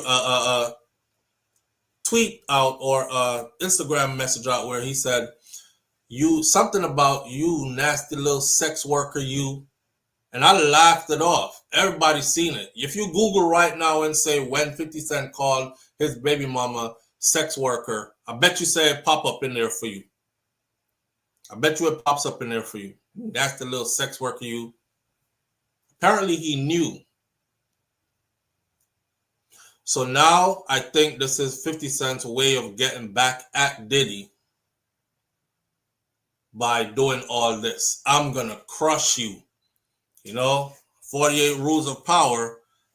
You don't just embarrass your enemy. You don't just hit your enemy lightly. You crush your enemy. You crush your enemy in a way where they're not able to recover. And I think that's what 50 is going after. Crush him in a way that he's not able to recover. It's lame. It's lame. 48 laws of power. Yeah. It's lame. I don't even plan on watching it. I don't even want to see it. I don't want to see it, just like how I don't want to hear Drake music right now. Now, down the road, I probably want to hear Drake music later, but I'm in my feelings right now because I'm like, why you went to the court over a damn rap battle, bro? You were doing so good. All you had to do was just keep on being Drake and just say, all right, that's over. Back, boom, here's my new project. And just keep going. You would have been all right. But it got lame. So I'm looking at him now like, I'm feelings, my care pum pum feelings, and he trying to destroy your brother over some loose pum pum. Literally. Well, I don't know if it loose. but I mean, it was loose as in it was being sheared, you know? That woman says she read books. She started reading up on why reading up on all the things she was doing, because she was trying to understand what about Diddy. What is it about this thing that made him think that that's what he wants to do or make somebody like it? She never said she wasn't doing it. She never said, I don't want to do this. I don't like it. Keep your money. I'm out. My baby daddy got a lot of money too. I don't need your money. She was doing it. She was doing it. It hurt his feelings. I absolutely, Nance, have no desire to watch it either. I don't know if my mind will change months from now or years from now, but years from now, if we're all still around, Diddy will be out. And I'm sure he'll be on to bigger and more exciting things. You know how people like Diddy move already. They always have something up their sleeve. You know, they're always thinking ahead. They are creators and they have the money to back it up. And like me and you, where we're like, I'm going to throw this big yacht party, but we don't know nobody will have no yacht. Or we don't, or our bank account, it doesn't say yacht money. You know, those people, they can see their vision come into reality because they have the money for back it up. So I'm excited more to see what Diddy's next chapter is going to be than anything else. Again, remember, you know, I came to the US real young. So I was there to see the beginning of a Sean P. Diddy Combs and the rise of a mogul and top of the food chain stuff. I was there to see all of it. I was there witnessing the same thing for 50 Cent and, you know, so many others. So it's pretty interesting to see where it's at now. And they used to be cool. Both of them used to be cool. And I think that's another thing that hurt 50 Cent's feelings is that while he was hitting it, she was taking it over to Diddy and serving him with it too.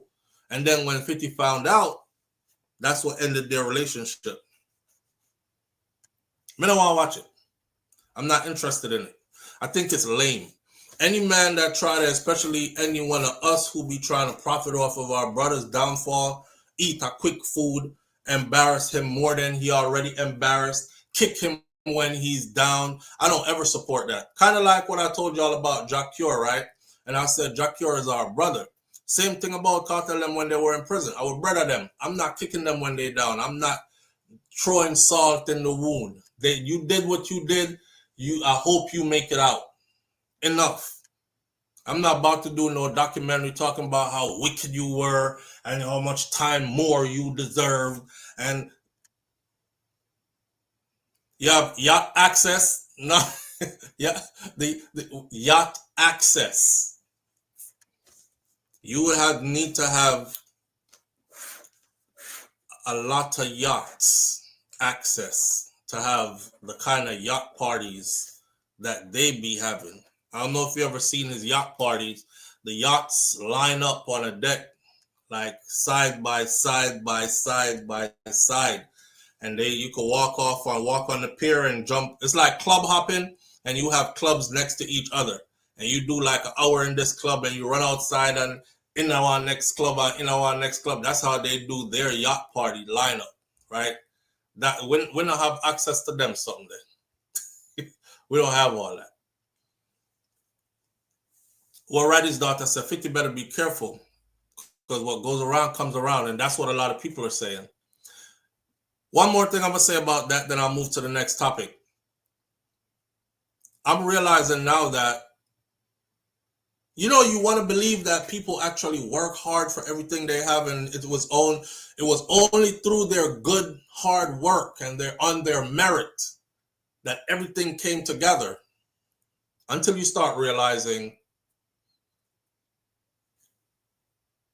there are puppet masters.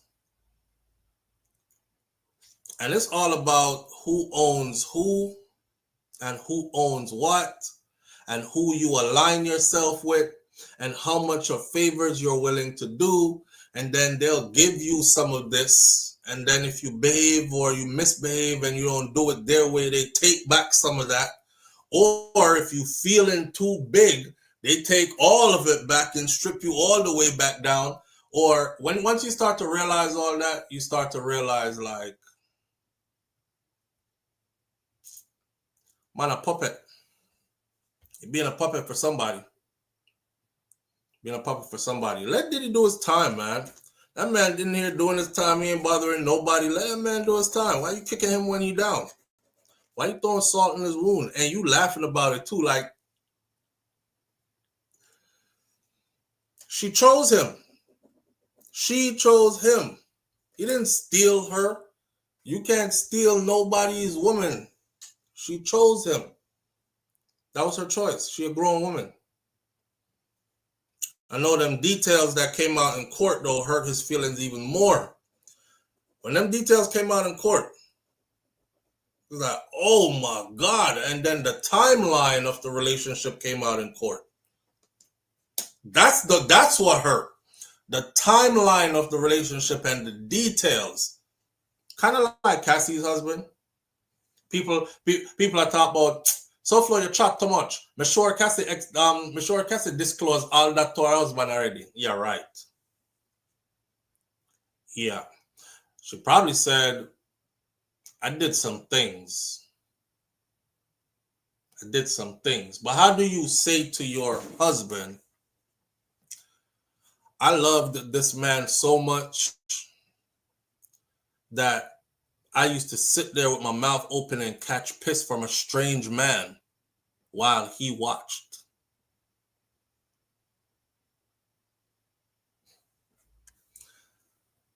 Imagine my wife just broke out one night and said,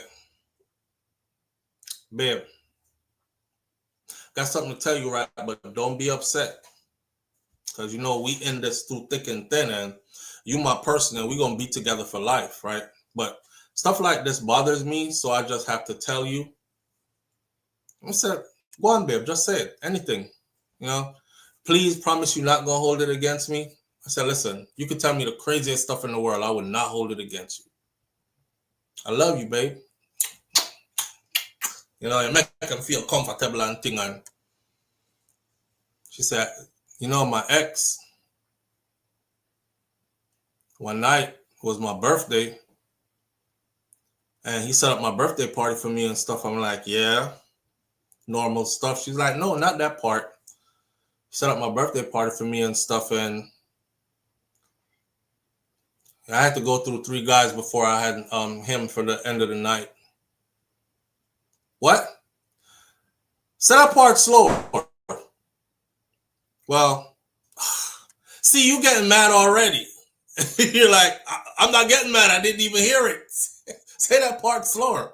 I heard like y'all went to 3 guys and had burgers or something like that. She's like, no, not 3 guys and burgers. Not the burger joint, 3 guys.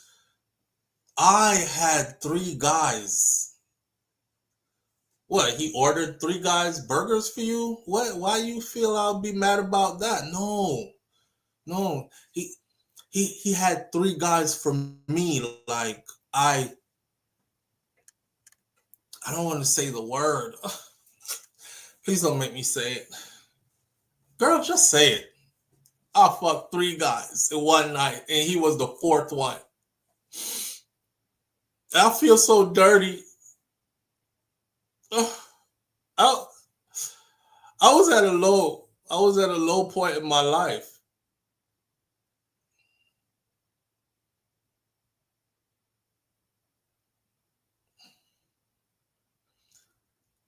You feel like your husband are gonna still look for you with so much love and admiration. The first thing that man thinking is, you could have told me all this shit before I married you. I would have had a choice, damn it. You could have said, why you didn't tell me this before we did the down the aisle thing and the I do thing and the. You for real? You sure you don't mean burgers, 3 guys? No. Worse, Sugatella said, there's worse. But since you acting up already, like I could see it in you have an attitude. So I'm not even gonna tell you the rest. Just know that I haven't always been good. No, you want to know the rest, Carl. How can it be worse than this? How can it be worse than this? Dude sat up there and testified in court. That man said, he said, Your Honor, I was doing it.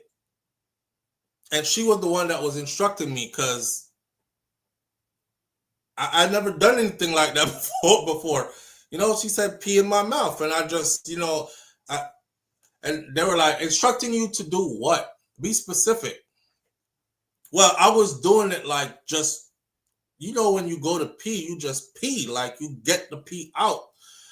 And she was like saying she's drowning, and I need to like hold it and just let it trickle out little by little. So it's easier for her to catch like that. Could you imagine her husband in the back of the courtroom?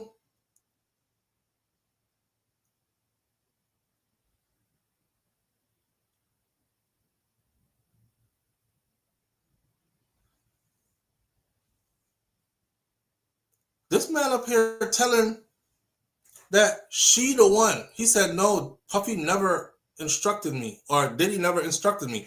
He never even spoke, which I thought was weird. And it made me feel a bit uncomfortable because there's another man in the room and he's not even speaking. He's not speaking. He's not making eye contact or anything. He would only make eye contact with her. So I'm trying to block out and like do my thing, get my money and get up out of there. But she was the one that was giving all the instructions.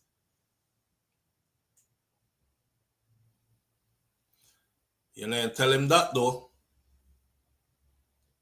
You know how that story was told. I was inebriated. He kept me high and drunk. Would have me doing crazy things that I didn't even know I was doing. But when you have somebody come out and say, I don't know about all that because we talked. She the one that met me at the door. She the one that let me in. We had a very sane conversation. I'm not in the business of doing anything with anybody who was stumbling drunk all over the place. I don't want charges against me. Every time we did anything, she was the one that initiated. She was the one that gave directions. She was the one that met me at the door. She was the one that made the contact. She was the one that we had a sane conversation. Matter of fact, we sat on the couch and we talked for about 45 minutes while he was somewhere in the back room doing something. He came out and said, go sit and get to know each other and I'll come out and tell you when to get started. So we sat and we had a glass of wine and we had a conversation. The lie where you tell the man. Trust me. They at home with all that money fighting right now. They at home with all that money fighting right now. You didn't tell me that. That man said your ass was sane. Bitch, you lie as hell. You said you were always out of it and you didn't know what you were doing. That man said you were sane. That man said he sat there and looked in your eyes for 30, 45 minutes, sat on that couch, had a whole conversation. He said every time he came up there to whatever hotel y'all was at, you were the one that opened the door. You weren't stumbling. He said sometimes he was hitting it. You was talking about harder, right there.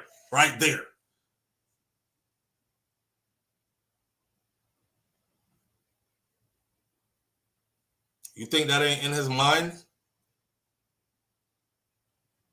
But everything is going to play out later, right? Everybody are going to get them just due later on. Watch how it play out. It's going to turn into one of them cases where it's like so much resentment built up. Live on the air. Good morning, SouFLo.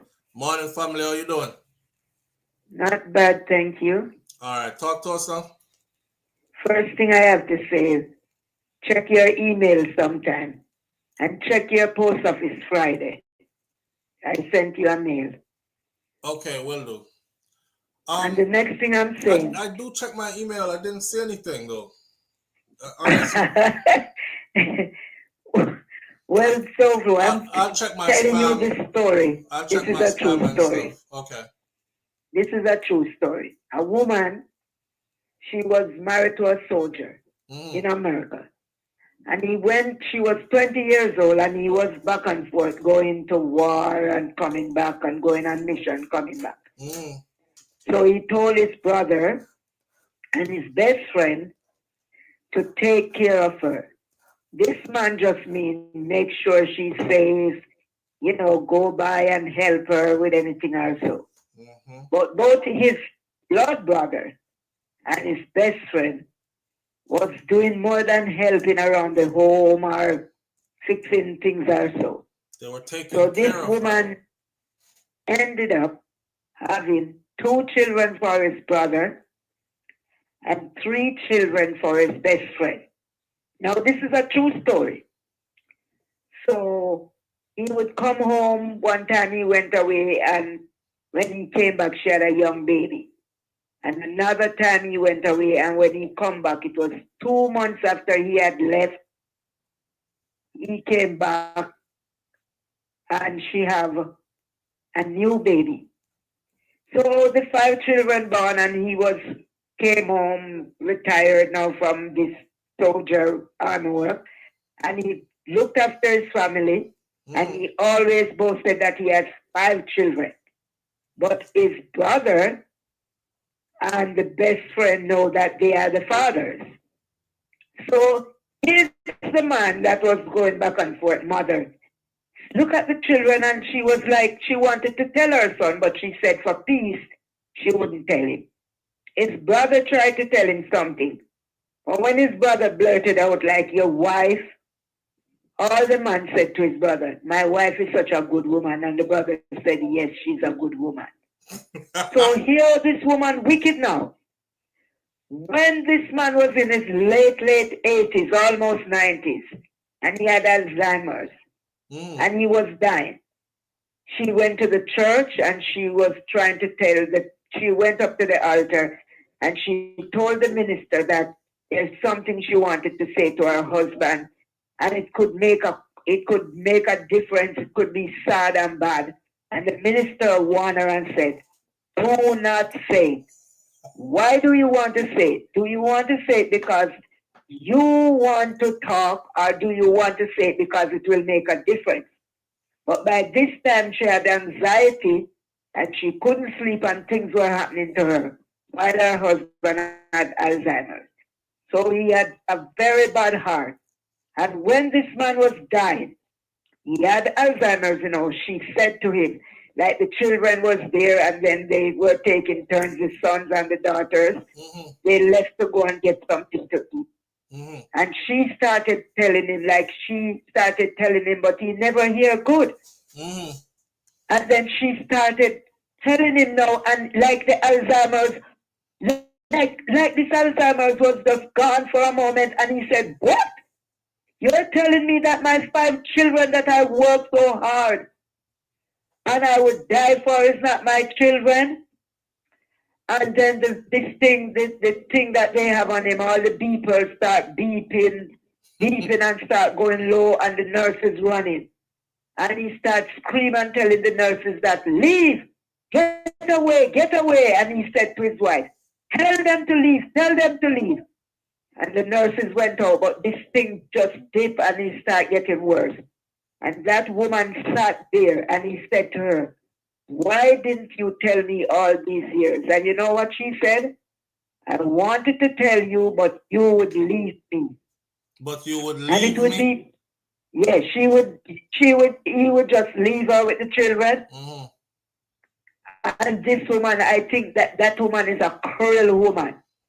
She should have just let it be, because this man was happy with these 5 children.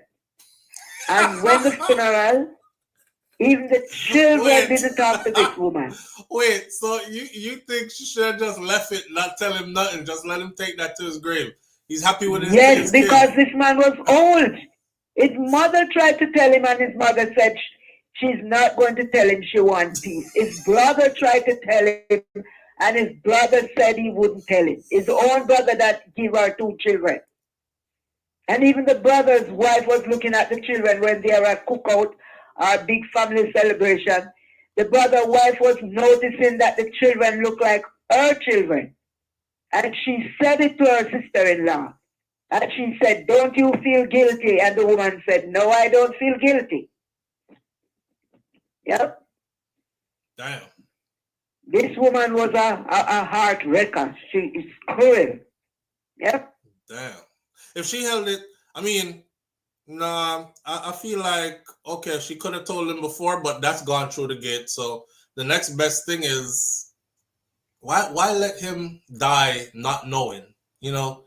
But then again, that might help him to die quick. So it's not a good thing to tell him. I don't know.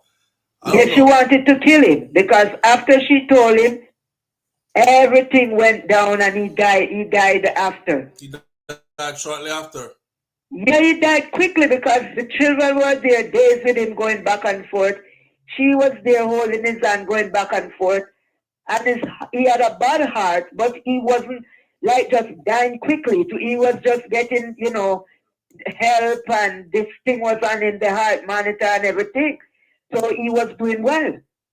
But as soon as that woman said that to him, you know, he started dying. And then when he run out the nurses and so, it looked like the children were far away in a room after they went to get coffee and came back. And they came, the daughter could hear what the mother was saying to the father. Yeah?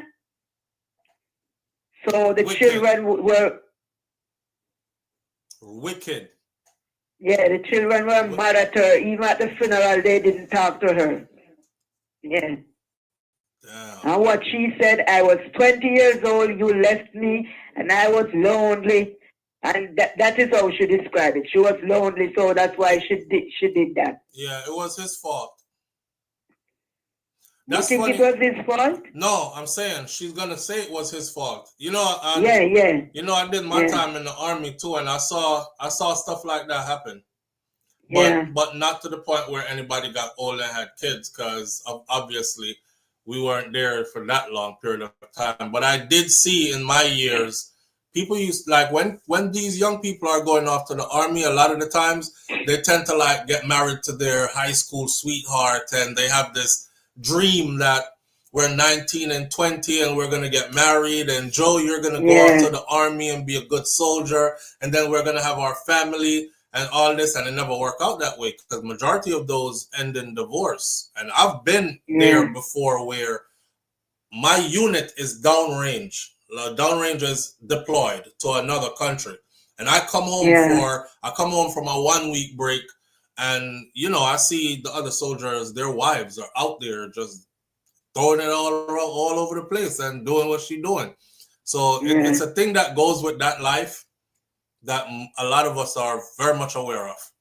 But she probably didn't want to be left as in the way he took care of her. She just wanted to continue to be taken care of in that way. Some people will do a lot for a lifestyle, you know. Yeah, but this man came home. I don't know how long he came home, because all the details wouldn't be in the story. It would be have to have a book. So all the details was into it. But I'm telling you, he came home. Wicked. And he said he loved these 5 children. He teach them to ride bicycle. He went to graduation. He went to school. He did everything. And at the end, this woman, I think she should have just shut her mouth. His brother is super wicked. Because first of all, if I was to ever slip up, and there's no slipping up doing this, but if I was to go that far to even do that with my brother's wife, I would tell my brother soon after. But I say, yo, bro, you have to let go that one day, because she don't want to tell you, but me I tell you. It happened, and we can't change it, but me just want you to know, say, you know, it happened. It happened. I couldn't go on looking at my brother like that. My blood brother, I couldn't go on looking at him like that, and knowing that the kids that he's happy with, I'm taking the wife and the kids on vacation, big bro. I'll be back. We're going away for a week. I'm like, he taking my kids on vacation. Those are my kids. He taking his niece and nephews on vacation. That's wicked. Damn, that's wicked. I don't understand. Good one. You know. Good one, family. Thanks for sharing. Yeah, but please check your letterbox this Friday also. Okay, I will do. Take care. You have a lovely day. All right, you All too, right. my friend. Yeah. Thanks. Yeah, well, people out there wicked like that. That's why you have to protect yourself, you know. But you know what? You can't stop somebody who is like that, though, you know. People who are like that are just like that. You're just unfortunate if you end up with somebody like that and get a taste of their wrath. That's that. Trash box. There's that trash box. Yeah, if you end up with somebody like that and get a taste of their wrath. The crazy thing about that is sometimes it'd be some of the nicest women too. The most dignified looking women too. Looking, sounding women too. Oh my, no. That is so gross. I would never do anything like that. She is nasty. And you would have feel like said she would never. She are the one. She's the one. She in it all for it. Hurricane Melissa didn't just rip off the roof off of his house. It also ripped up Ricardo's entire side piece network. We're talking about how the Hurricane Melissa, passed through and disconnect people from them side people. Disconnect people from them side people. Yeah, Bible carriers and them kind of scripture quoters, Bible carrying, scripture quoting, where you say churchified. Why? So with no cell signal, he has been unable to make his secret phone calls or send and receive the sneaky messages to his sneaky link.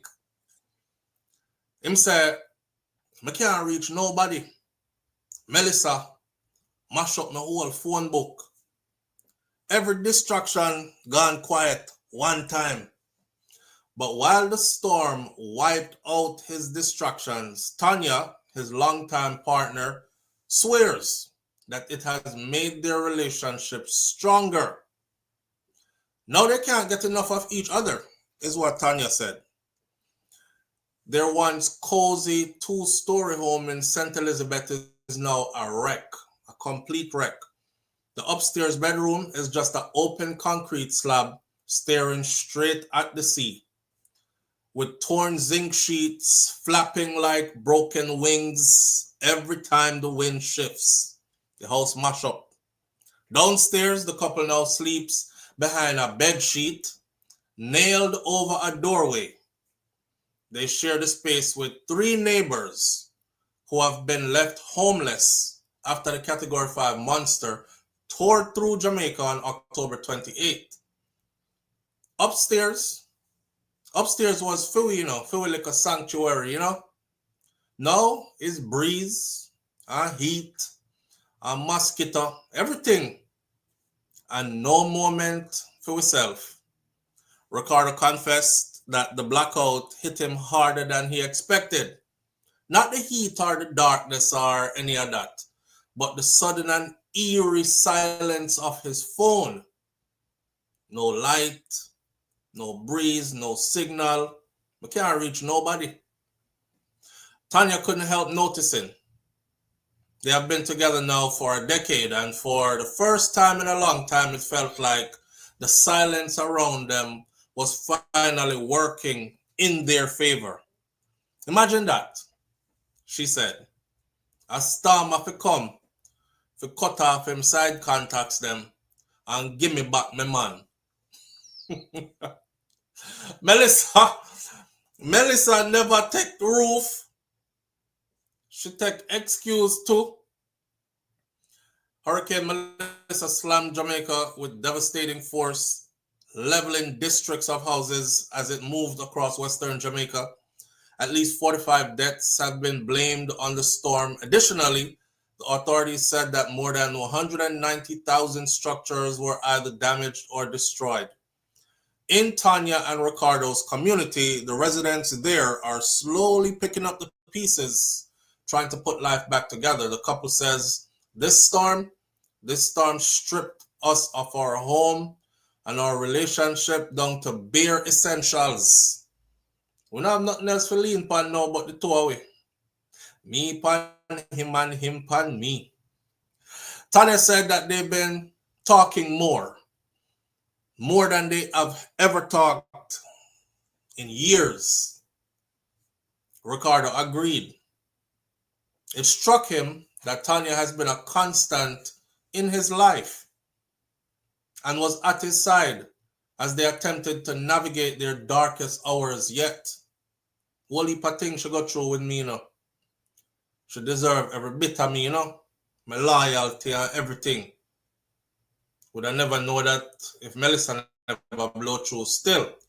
Because if Melissa never blow through, the phone would have busy. When tower down and the whole place dark, I realized is she still there beside me. The storm humble me, man. I'm not lie. It showed me who there on my side, you know, when everything else cut off.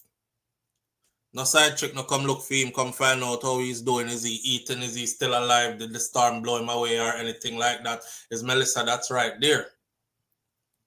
Melissa hit at a time when they were trying for another baby before the storm. They had quietly decided to expand their family. You know, things are going good now. We can have our next baby.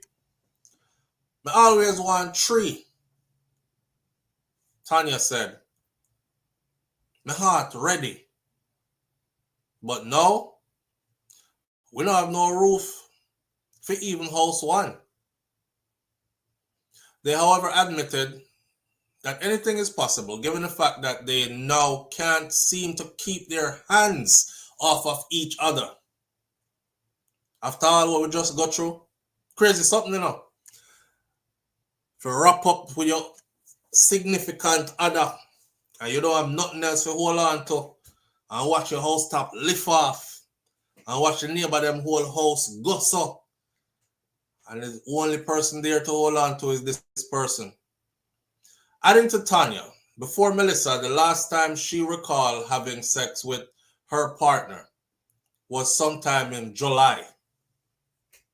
Cause it look like him there road a gate was so often she not even getting none at home. And they are so at ends cause she argue with him all the time. So the vibes not there. Where you come from? How come you not come home last night? What? And you know, it make the bedroom thing not enjoyable and all that. That's what me that tell Jerome. Jerome yesterday, where him say, but you know, SouFLo, the makeup sex are the best part. And me I say, yeah, that makeup something there, it good for a certain period of time. But if you start argue too much, the makeup something not good no more. It kind of, you start breed resentment instead of, oh, I can't wait for the little argument done so we can get to it. And, you know what I say? Like you want us tear into each other after a while. It's like, don't touch me. Yeah, after a while, it's like, not even look by you and see not what me like, kind of thing. If it persists, if it's too much, you know, there's a delicate balance between fight and makeup versus too much fighting to where resentment build up. That thin line right there. So she said, July are the last time she get some from him. July, we in December. You can't live with woman in a house. July gone, August, September, October, November. No, sir. Now they make love at least 5 times for the week. Because them have nothing but time on their hands now. Still, Tanya said that the intimacy is what matters more to her than anything else. And it matters now more than ever before. And with the roof blown off, then private time happens on the open second floor. Just staring out at the sea. Look at God. What a view. You get a balcony out of nowhere.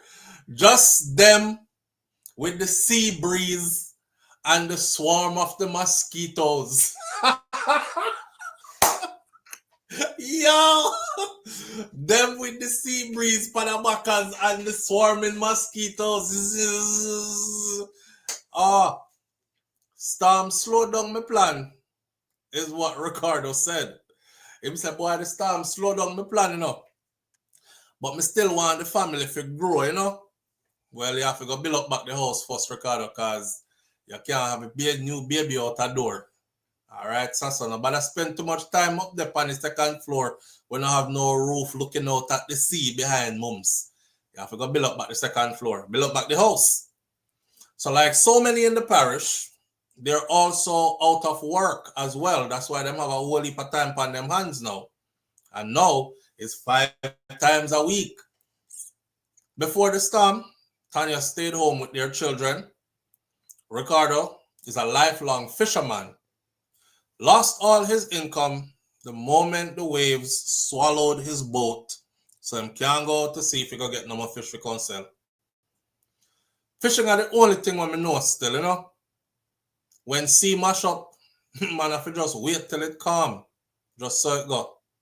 So while some predict a baby boom after this storm, obstetrician gynecologist Dr. Garth MacDonald is cautious. Him said it is far too early to speculate. We wouldn't have the early pregnancy numbers yet, but they are predicting a baby boom after all this. For Tanya, it felt like life has circled back to remind them that the same rain that once sheltered their beginning was still capable of teaching them how to hold each other through the darkest seasons. Rain start with, rain test with, and now another storm fix with. We like this, you know. Boy. But for Ricardo, the wreckage only highlighted what had survived. Melissa cut off every link we may have. Jano. Only one connection remains strong. And then Tanya said, and the best part is that connection. It worked without service. Lyrics. I just plug it in. The best part is that connection. It worked without service. Hear what? You have to take both good things or bad things make joke. Not true? And like me telling you already, say, we are Jamaican people, so we are going to be all right.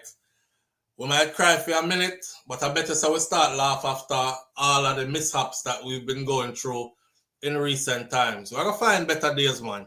And we're going to find stuff to laugh about even through this. Because look upon them. Somebody would have said this is God's work.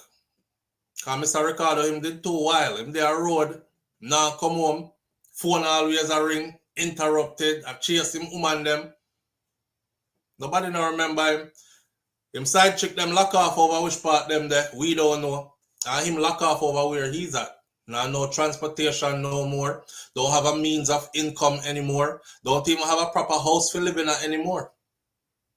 The side chicks probably ran to different parishes that were not so much affected. Them gonna find man who actually have house whenever blow down. And left Ricardo with him one woman who was always there. And she willing to stay even with the house blow down gone. So she and him in the piece of house now.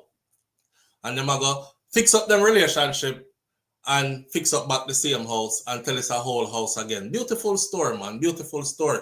I love the second floor something though, because I can just imagine. You never bargained for that. You didn't plan to build a balcony overlooking the sea. But location is everything. So the backers them turn up now. Mums there watch you see. Mosquito sing choir for you. I put in the work. Go on, brother. Hear what? We're going to leave it right as this morning. See? Manners and respect to everybody tuning in. I appreciate you greatly. Thank you for being here. Stay tuned. Look out for the video that I'm putting up about Sicka Rhymes and the Vibes Cartel and Sean Storm and the relationship and what some things were going on behind the scenes and all these things. Look out for that. And Sicka Rhymes' new song also that explained from his angle. As a matter of fact, go and watch Sicka Rhymes' I Know. S-I-K-K-A, Sicka, R-Y-M-E-S, Rhymes, I Know. Go watch Sicka Rhymes' I Know. It will help you when I put up this video, the next video to go up on this channel. Walk good. My granny Miss Ruby said, Be good. If you can't be good, be careful, but it's best to be good. And my grandfather, Mas Cleavy, said, I will see you tomorrow if God spare life. Again, knowing that we don't control this, no matter how powerful you are, how much money you have, or whatever you think of yourself, you don't have the power to give tomorrow to anybody else, not even to yourself. You better hope and pray. Say you are in the plans of the Most High to be one of those who see tomorrow. And with that said, if God spare life, we see you tomorrow, right here on Morning Thoughts. Big up on yourself. Walk good. I'm out. Peace.